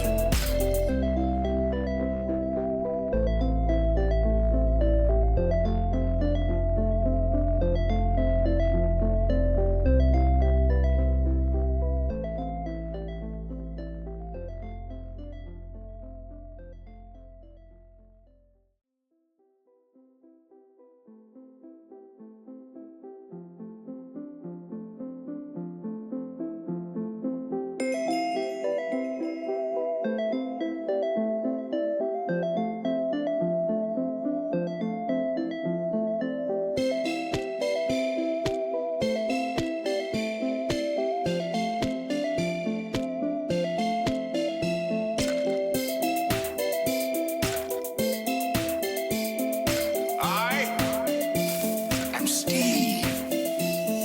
Nether regionals reloaded, reloaded. Nether.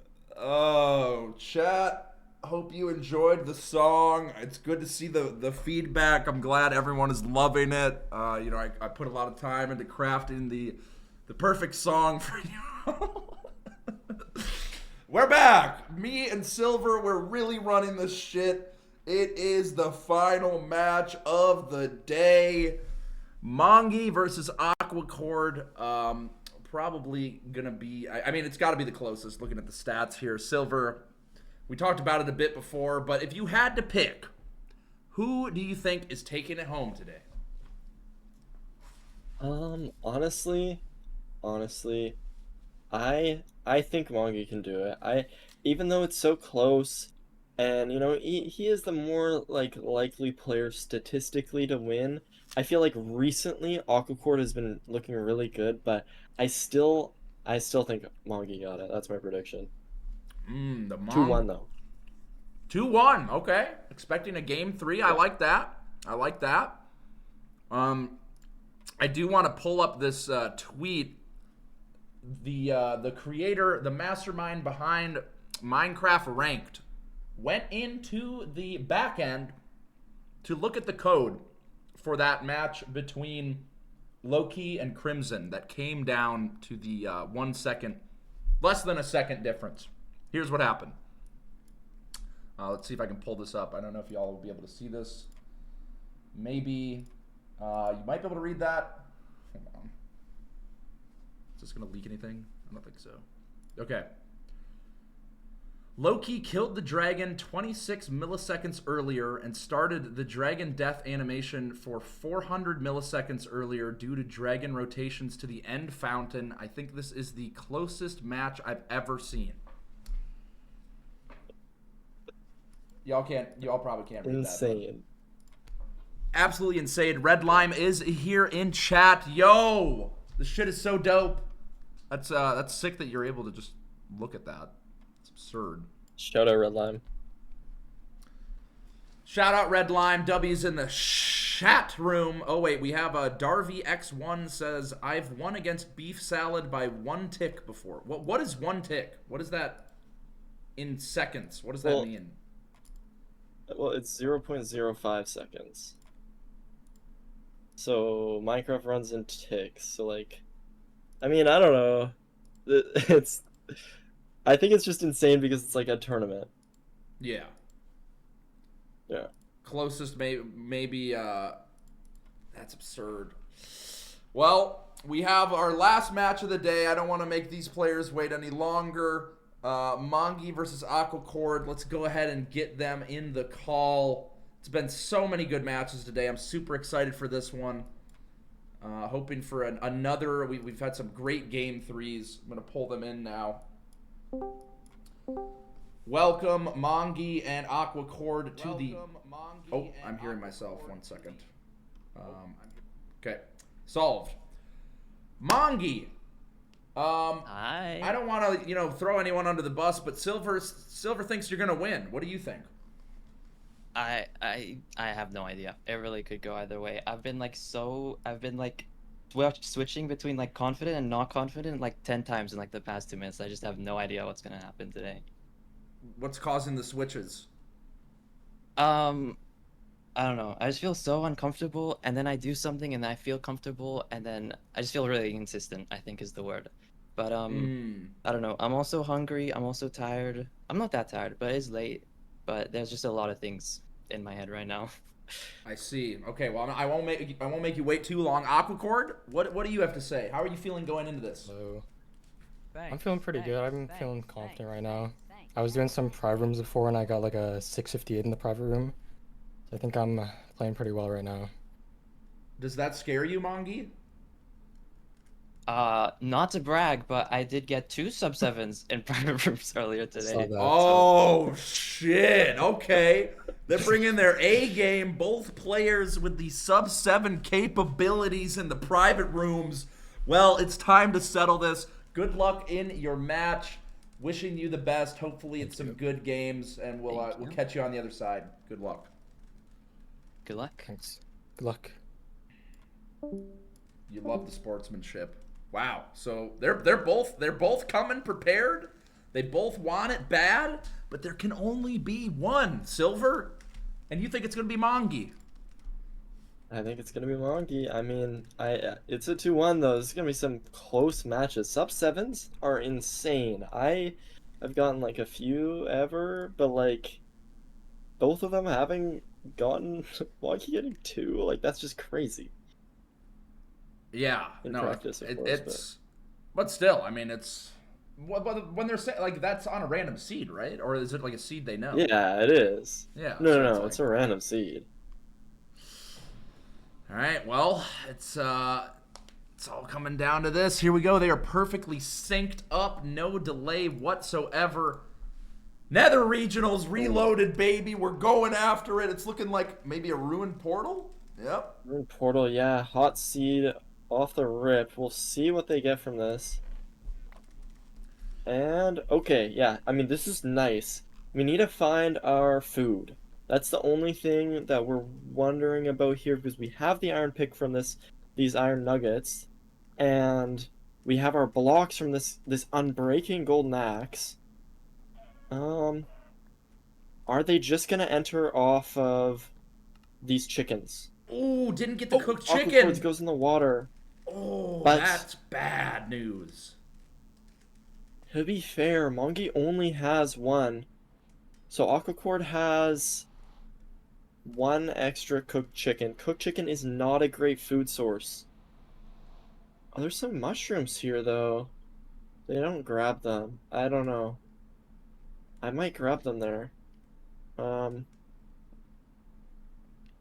so weirded out by Mongi's FOV. It's the only player I've seen that doesn't have maxed FOV. Isn't that a disadvantage? Yeah, it's a little bit of a disadvantage. I mean, it's mostly preference because you can kind of like it's not a major deal, but like most players like play on kind of the meta, and the meta is to just raise your FOV as high as possible, but Mongi honestly plays off meta a lot.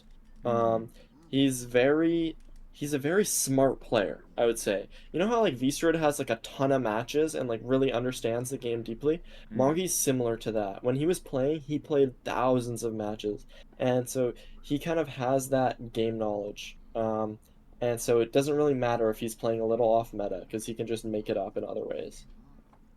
He is zooming right now, a lot further along in this bastion. Got here a lot quicker than Aquacore did. Already working through this route. Yeah. I'm surprised, like, I don't know what Aquacord is doing, because you should, like, generally what you want to do when you have a stables is you want to immediately locate this triple chest that Mongi's at, because that has your gold, that has your hobby, and it's not there every time, but if it is there, it's always so good. But Aquacord's, like, down at the bottom of the bastion. What route is happening here? He's doing triple the gap, but a little bit awkward. Not too bad, though. Waiting for the pig. He's gonna re-aggro. Okay. Makes it down. That route it's a little scary on low food. I mean, both of the runners are taking damage here. This is kind of scary, though, because they're not gonna have any food for this fortress. Pretty much. Oh my god. Aquacord takes 2 hits, 3 hits! Oh! 1.5 hearts for Aquacord right now. And he has to be careful because pigs are going to be mad at him down here too. For all this gold. Oh my god, there's so many big ones. Okay. Still smacking him. He's safe though. Doesn't care. 3.5 hearts, no food. Fuck it. Gotta get the pigs. Yeah. He knows he can't give Mongi any time advantages. He probably knows that he's a bit behind already. Mongi's just been playing so smart, so quick on the seed. It looks like he has way more pigs. But I mean, I guess it doesn't really matter. Mongi is still waiting for the trades, actually. Probably going to be able to leave here. Look at this. Aquacord is smelting. Holy... That's a rare play. Never before seen. The furnace is out. He is cooking that meat. Not wasting. Yeah. That's pretty major, honestly. Aquacord hit an outside stables chest that had some raw pork chop in it and is now cooking it up. But Mongi's in the fort. This is tough. 4 hearts, SSV 4, 2 wither skeletons on his screen. Has to be extremely cautious in this fort. It's basically a risk anytime he's inside the spawner, yeah? I mean, you could just get spawned on. And... He took fall damage and there's a skeleton. Yeah, anytime he's in the spawner, dodges the arrow. Oh! Oh, misses the hit though. 1.5 hearts. This is so scary. Can't take a hit. Terrifying. He's so far ahead right now, but any micro thing could just go wrong. He should just start his first portal. Yeah. He's just gonna build the portal, and then we can hunger reset on the blind, measure our eyes, and just have that kind of clean line. Generally, you don't want to do this because he doesn't have a blaze bed off, so it's like overall a bit slower, but... Ooh. Okay, yeah. Back to safe health. Ends up in a cave, though. This is going to be kind of annoying. Oh, I guess he's pretty close to the surface. Finds an opening. I don't know. Having the pork chops, Aqua Cord at full health, going to be able to play a lot more risky. Not really worrying at all. Yeah. That could be huge. How much time save is this? It's hard to tell at this point. He's hitting a double blaze bed. That's this clears insane. out the spawner even more than a regular single blaze bed. I've never seen a double bed. Wow. Yeah, it's like barely faster, but if you're really like tapped in, then it's definitely just correct to go for. This is awkward though. That wither skeleton just pushed the blaze off the edge. Ooh, and there goes the rod. Whole bunch of blazes so here here's for the thing. Mongi. If the rates are bad, then it's better for Aqua Cord since he has a fully blaze budded spawner. But if the rates are like decent, I think Mongi's out. Yeah. Wow. So Mongi just has to pre-craft and he's just leaving. Aqua Cord also has 7 rods though, not too far behind. Made up a ton of time in this fort. He's got a pork chop as same well. Cave though. Ooh. Just opting to go straight up instead of walking out the cave. Yeah. Taking a little bit of time to get up there. Really lucky on the eye there. That could have ended up in a tree or something, able to at least spot it from there. It goes back in. Really depends on where the stronghold ends up. I think it could actually still be huge for Aqua Cord having that one pork chop, because Mongi's not going to be able to keep throwing pearls if he's got to go much further. Yeah, he can't throw any pearls right now. I'm not sure how far he has to go. Digging back into this buried part. Awkward might make up a lot of time here, actually. Heading similar direction, though. Yeah. Okay, Awkward's maybe 20 seconds behind right now, but anything can happen during the nav split. Huge advantage here on digging through this wall. I mean, that's at least like a 30-second gap. Aqua's got the sprinting, though. I don't know if... Oh. Oh, he lost it accidentally, but he's grabbing it back. Oh, no, he didn't grab it back. He's... Okay, there we go, got it. He gets a good spike. Oh. Gotta be careful. Not. 2 hearts.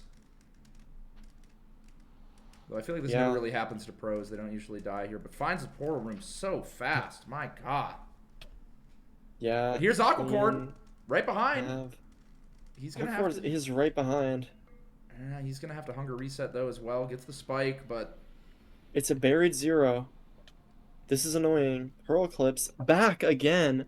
He might 3-pearl this. He can 4-pearl, though. He's going to 3-pearl. Okay, this is a really hard 0. Ooh, that Oh my god, take some damage.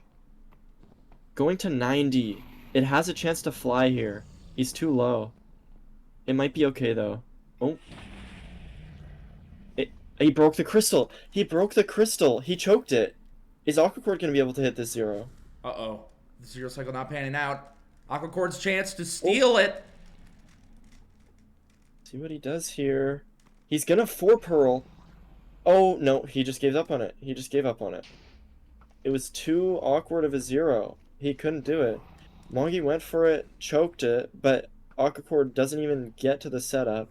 And now we see a half bow coming out. It's a perch race. And this is the one thing that the ranked does not really account for, right? It's like, it is individual RNG for the perch. And here's a major difference. Mongi has a bow. He shot down the crystals. His end fight is way more consistent than Aquacourt's. Aquacourt doesn't have a bow. Yeah, but he's standing a lot closer to the fountain than Aquacourt Yeah, is. because he doesn't want a pearl. He has to run in. Actually, they're on the same health. I don't know. Should probably just go back. Oh, there's the perch. Here we go. Mongi's chance to take game 1. The dragon is coming down. 1 bed there. Oh, he's got this. Huge damage. I mean, if you can hit a 0 cycle, you can hit this. The dragon does turn.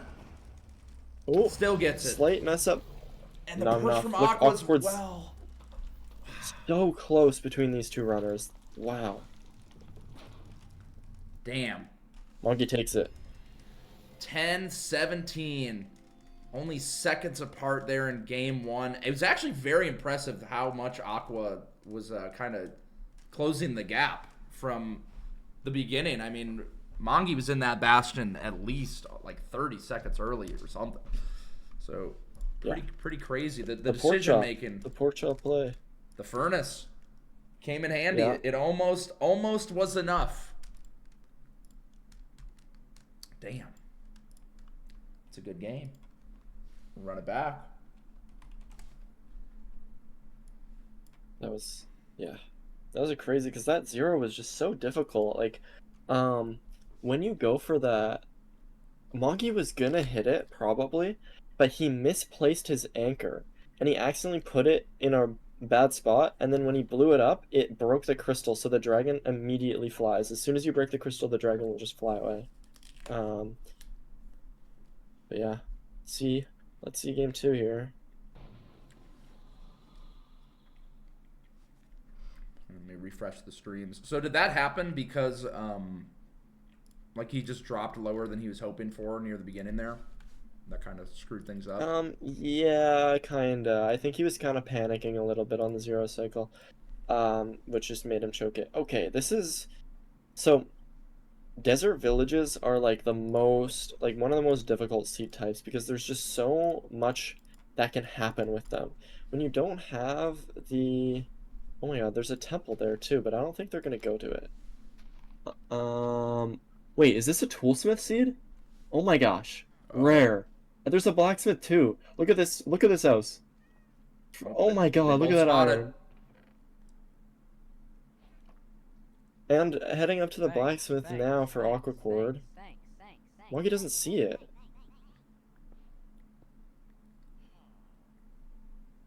Ooh, gets the extra iron.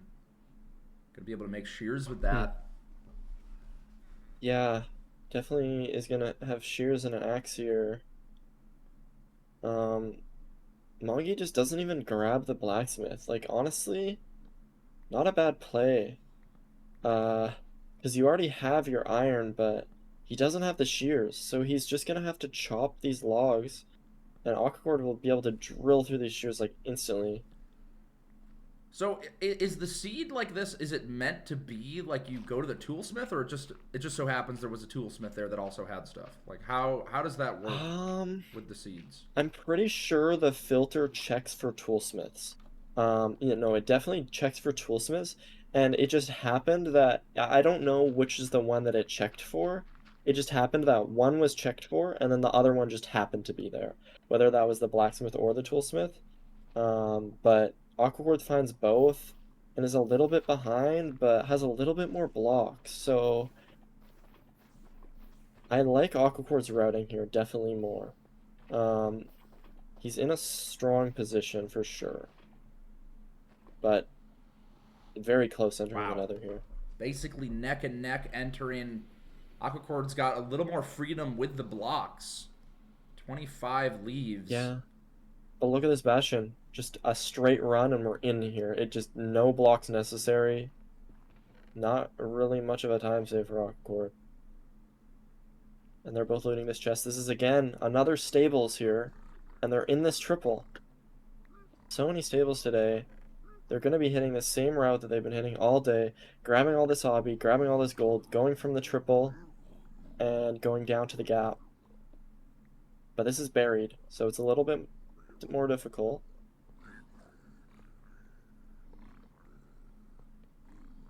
Mongi already getting to work with the gold to get in the trades.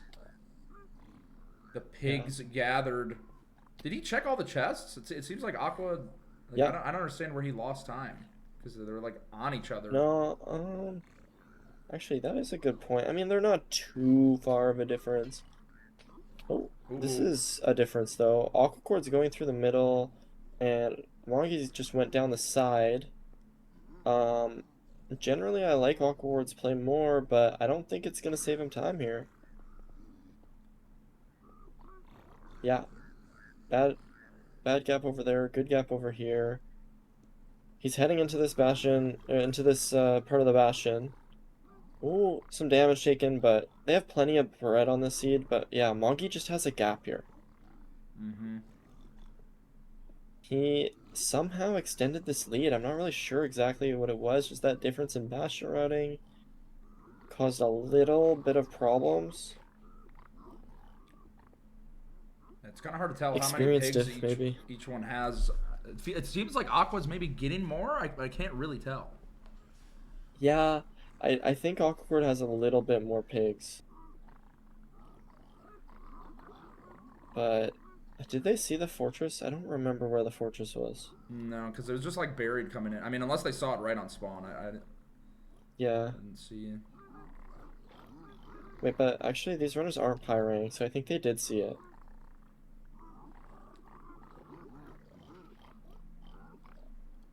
I think.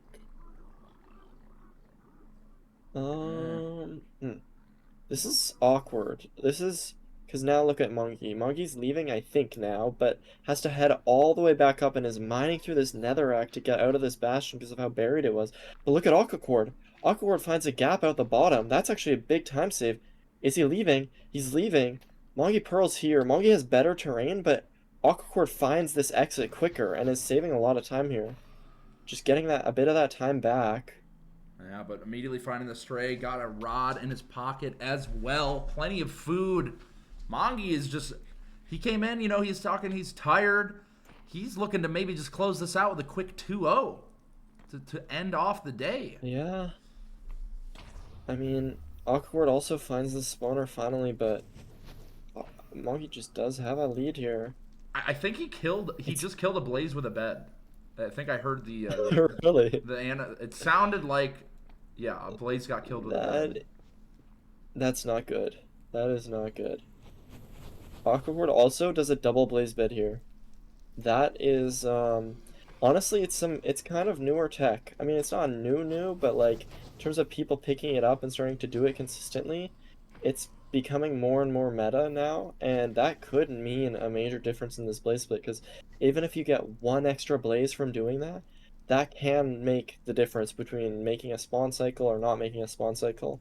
And we see Aquacor's on 4 rods, Monkey's on 3. He's ahead, just like that. The double bed. God. Wow. Does he have enough golden pickaxes? Mongi with like 8 golden pickaxes in his inventory, ready for anything. Yeah.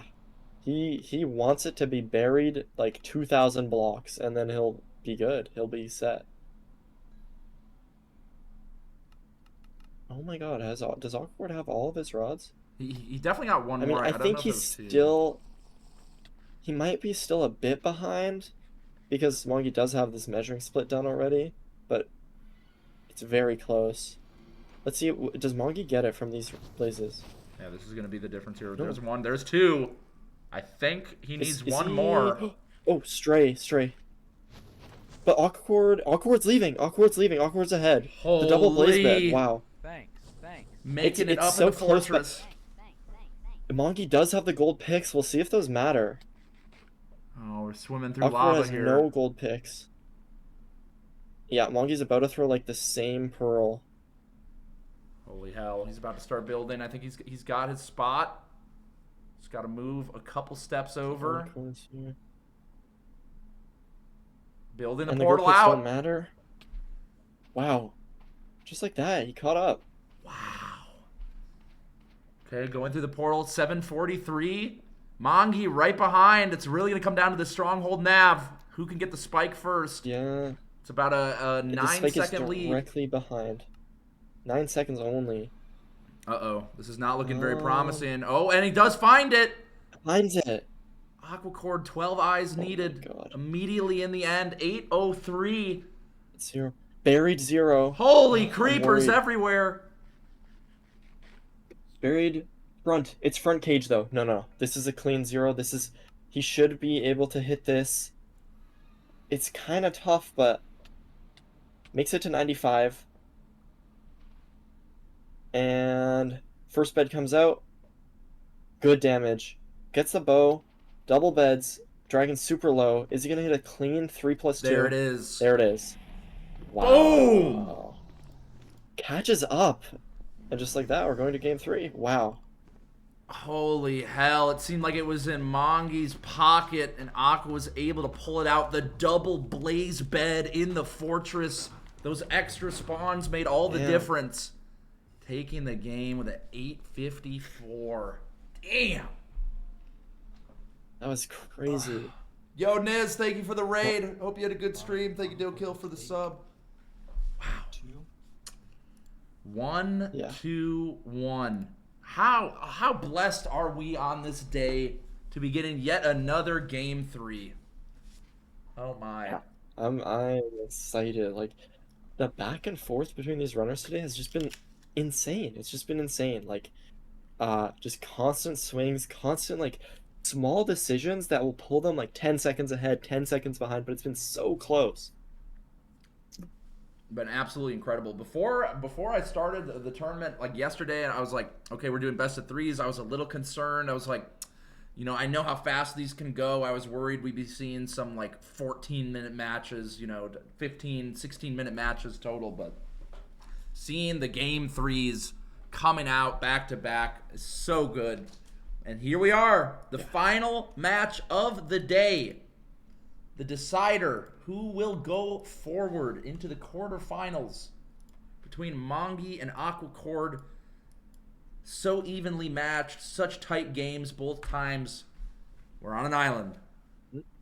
On an island. Yeah, I mean, we'll see what this is. It might be a BT, it might be a shipwreck.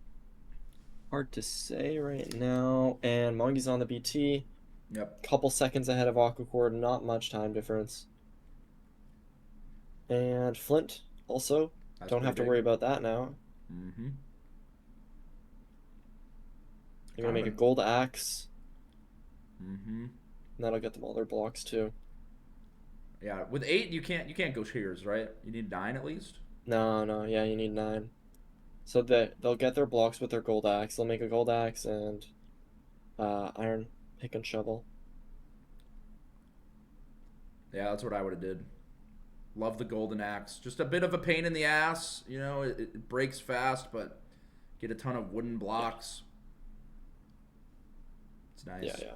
They'll have to make an iron axe in the bastion probably, but it's pretty normal for these runners. And they're both heading the same direction, looking for these ravines. Hopefully no fake ravine incidents. It seems like they're going to exactly the same ravine here. Target sighted with a slight lead. We'll see here. I would say Aquacord's a little bit more of a mechanical player than Mongi, so he might, you know, make up a little bit of time on this portal. Might make up a little bit of time, but wow, Mongi right just there has like the smarts. Immediate bridge.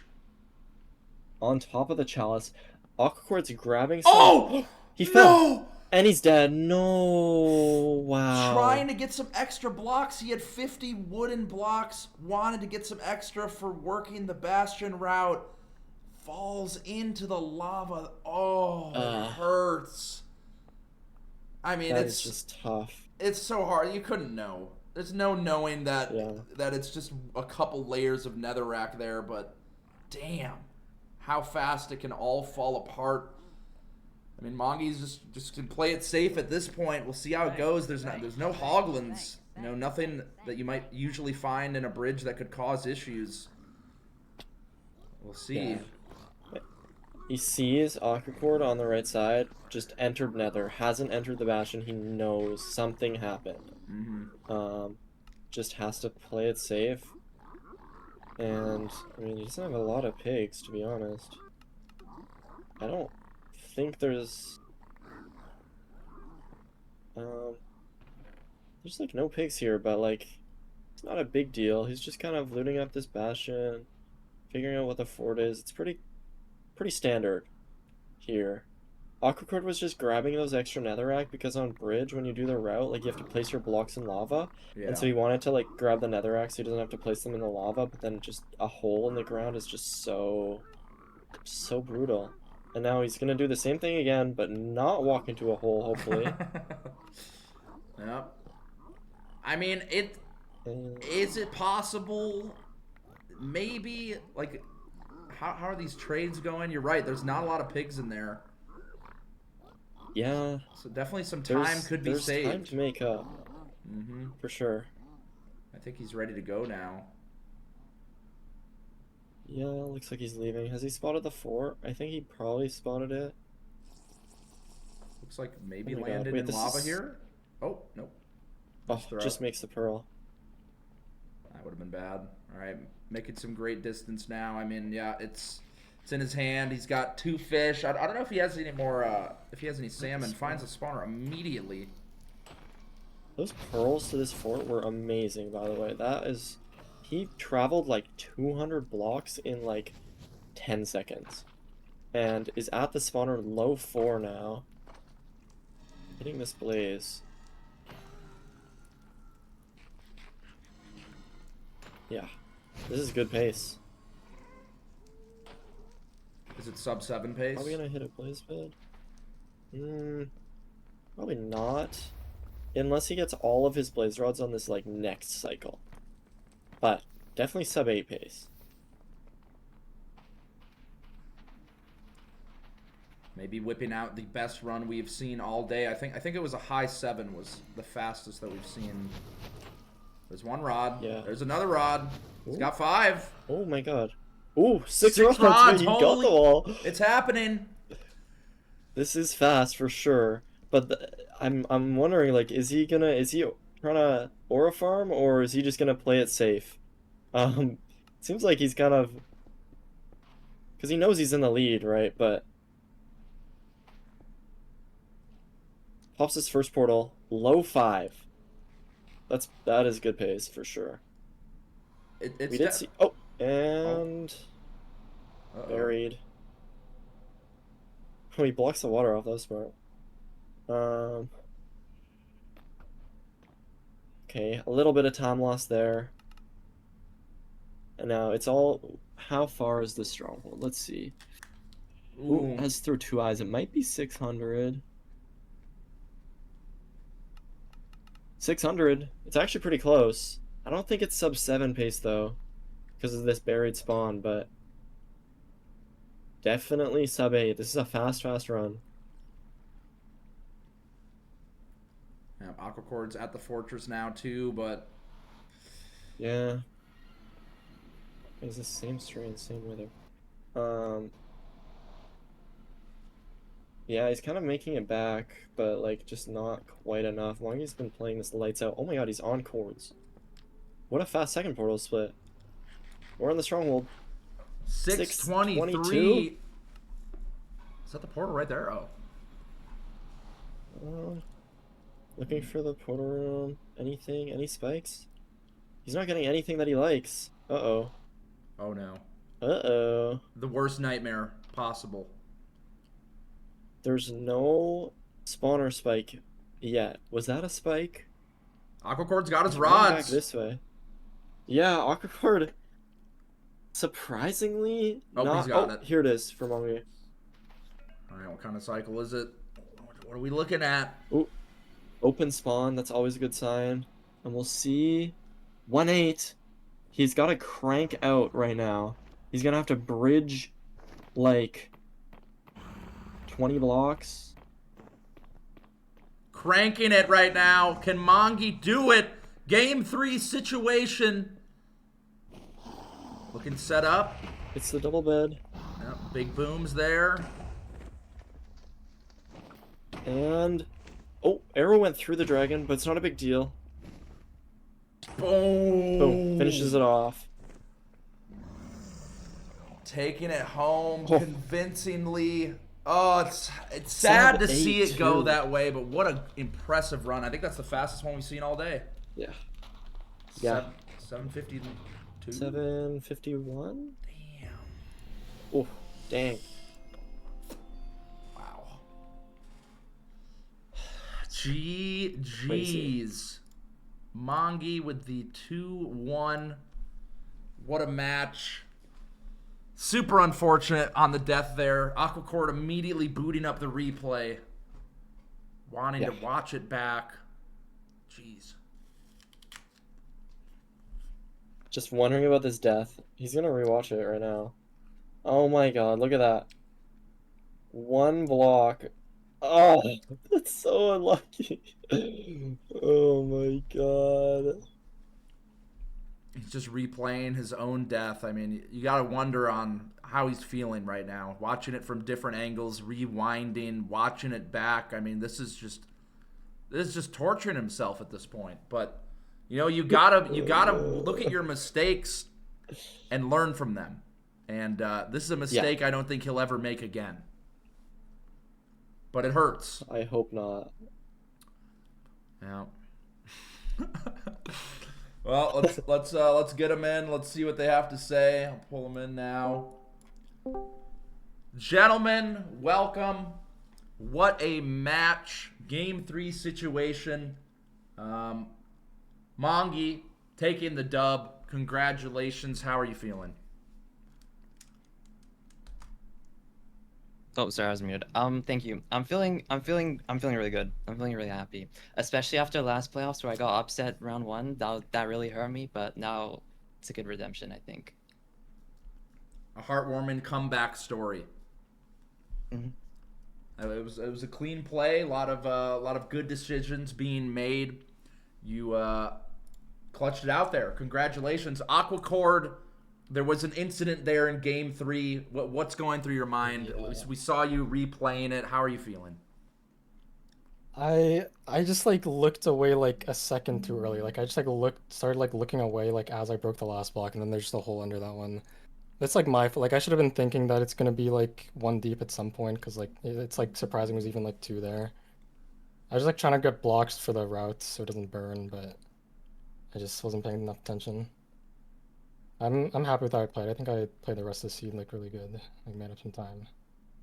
No, you played it amazing, and I think that was the right play too. Like if you had the blocks there, it would have ended up being a faster Bastion split just with that route in.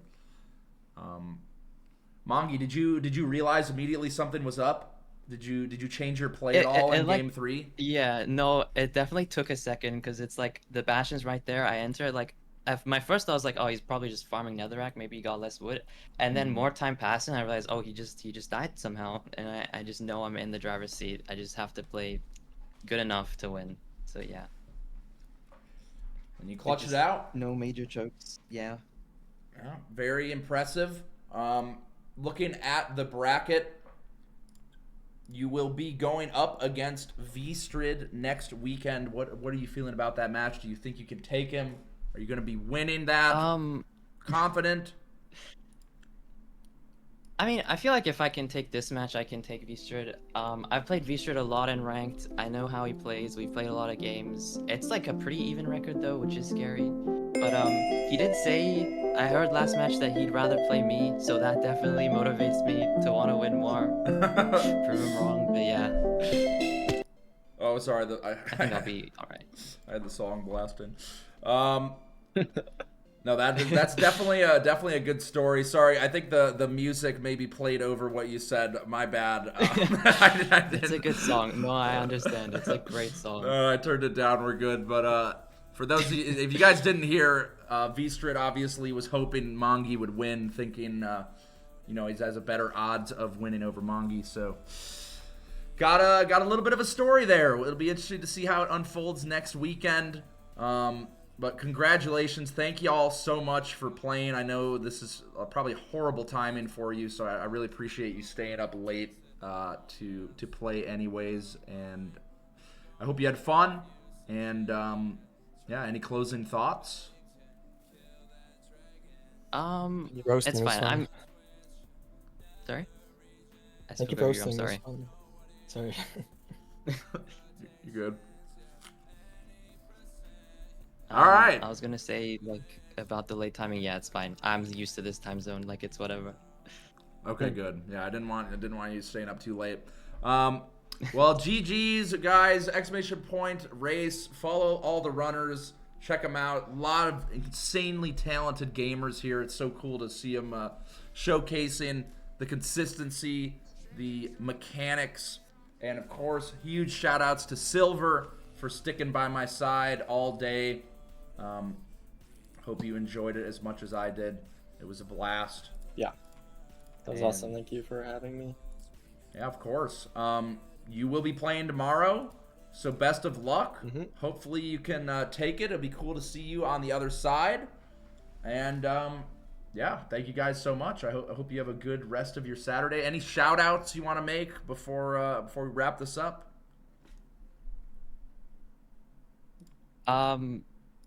Everyone that Crimson said, I think I'd like to reiterate that one. Can you list them all like he did? I could not, off the top of my head, no. I could do like maybe 3. Shout outs to those people. We love you. And yeah, GG's. Hope y'all have a good rest of your day, good rest of your night, morning, you know, different time zones and shit. And we'll be back tomorrow with 4 more matches. Very good. See y'all later. Oh, yeah. Farewell. Bye, chat. Bye. Bye, GG's. See ya. Boom. And that is it. And now we can just listen to the song. Oh, GG's. That was pretty good. Some good ass games today. What'd you guys think? I can't believe the Low-Key versus Crimson. What a fucking match. What a fucking match. That was absurd. Did you fully produce the song or did you have help? Yeah, I made the song last night. I got home from Sears. I was tired as shit and I was like, I still have to make the song. So I cranked it out. Took me about 2 hours and yeah. I was no, it's not on Spotify. I was so shook the whole time, meaning the intermission, which was longer than all of the individual runs. It's not that long. It's like, yeah, it's like a 15-minute intermission. If it was just constant action, then you would be like, damn, I don't even have time to go and treat myself. Like, it'd be so stressful. So, yeah, you can thank me later for giving you time to, you know, go get a snack every hour. But yeah, that was fun. Shout outs to all the people involved. I'm really happy with how it went. You know, the ads being the ads that were running during the first match was a little bit ass, but thankfully we got that figured out. That won't be a problem anymore. And yeah, should be good times tomorrow. Tomorrow on comms, we're gonna have Nerdy for 2 of the matches and Fulham for the next 2. So we'll have 2 different commentators coming in. Should be Pog. Looking at the schedule here, this is, where is it? Schedule here. So basically, yeah, we're just we're gonna be going through these matches tomorrow, and just, you know, it's gonna be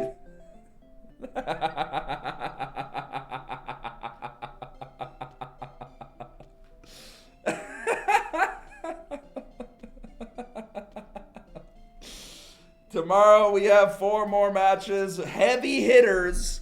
Silver I mean, all these players. But I know Infume's fucking insane. Silver's insane. EDCR is apparently. We were talking a little bit behind the scenes. Silver was saying that he's been like aura farming or something. It sounds like there's some beef there. I could just be making that up, but there is beef there. Beef salad versus Feinberg. It's gonna be crazy. So yeah, wild shit going on. Poggers in the fucking chat. I went to sleep very late last night. You know, by the time I fell asleep, it was probably like 4 or 5, and then I woke up at like 8. So I'm signing off. 0 viewers on Kick. Fuck. I'm gonna go sleep because I did not get much sleep last night. But yeah, thank you guys for hanging out. I hope you enjoyed. It's fun. It's cool to be running a tournament again. It's been a while, so yeah, I'm gonna get some rest. Thank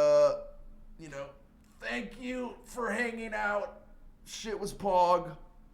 Won't you watch the Tetris World Championship finale tomorrow? Probably. Yes. I'm assuming it will be going. It's still going right now, right? I know today is like day 1 of the Tetris World Championship. So I hope that it's not like I should be able to watch it, I think. But yeah, thank you guys so much. Hope you enjoyed. I'm not adding cow ass. This emote looks horrible. What is this? You know my thoughts. There's emotes. Like, why is it like 2 FPS for one? And also, you can't tell what, at this size, it's kind of hard to tell what it is. But regardless, thank you for hanging. The stream really did it for me. Who should I raid? I'll raid someone from the Minecraft directory. I feel like I should raid somebody that was in the tournament. Let's see. Actually, I don't know if anyone's still streaming.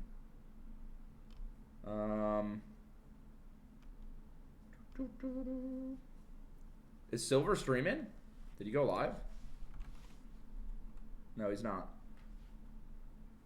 Hacking noises? Is he live? Oh, he is. Okay, yeah, I'll raid Hacks. Hacking noises. We'll raid him. Thank you guys for hanging. It was fun. Stream was Pog.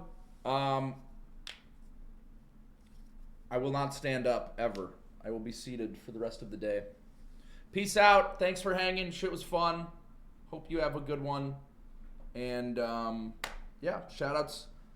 Huge shout outs to Pona, Oliver for helping behind the scenes. Silver and Evan have helped a ton behind the scenes. So huge shout outs to all of them. This tournament would not be happening without them. So yeah. W's in the chat for the gang coming together, helping out, and of course the Minecraft community for being down for this. I know the $500 prize pool ain't nothing crazy, so it's very cool. People are still down to just come fuck around, show off their skills and shit. But yeah, I'll be seeing you around. Thank you, farewell, and goodbye.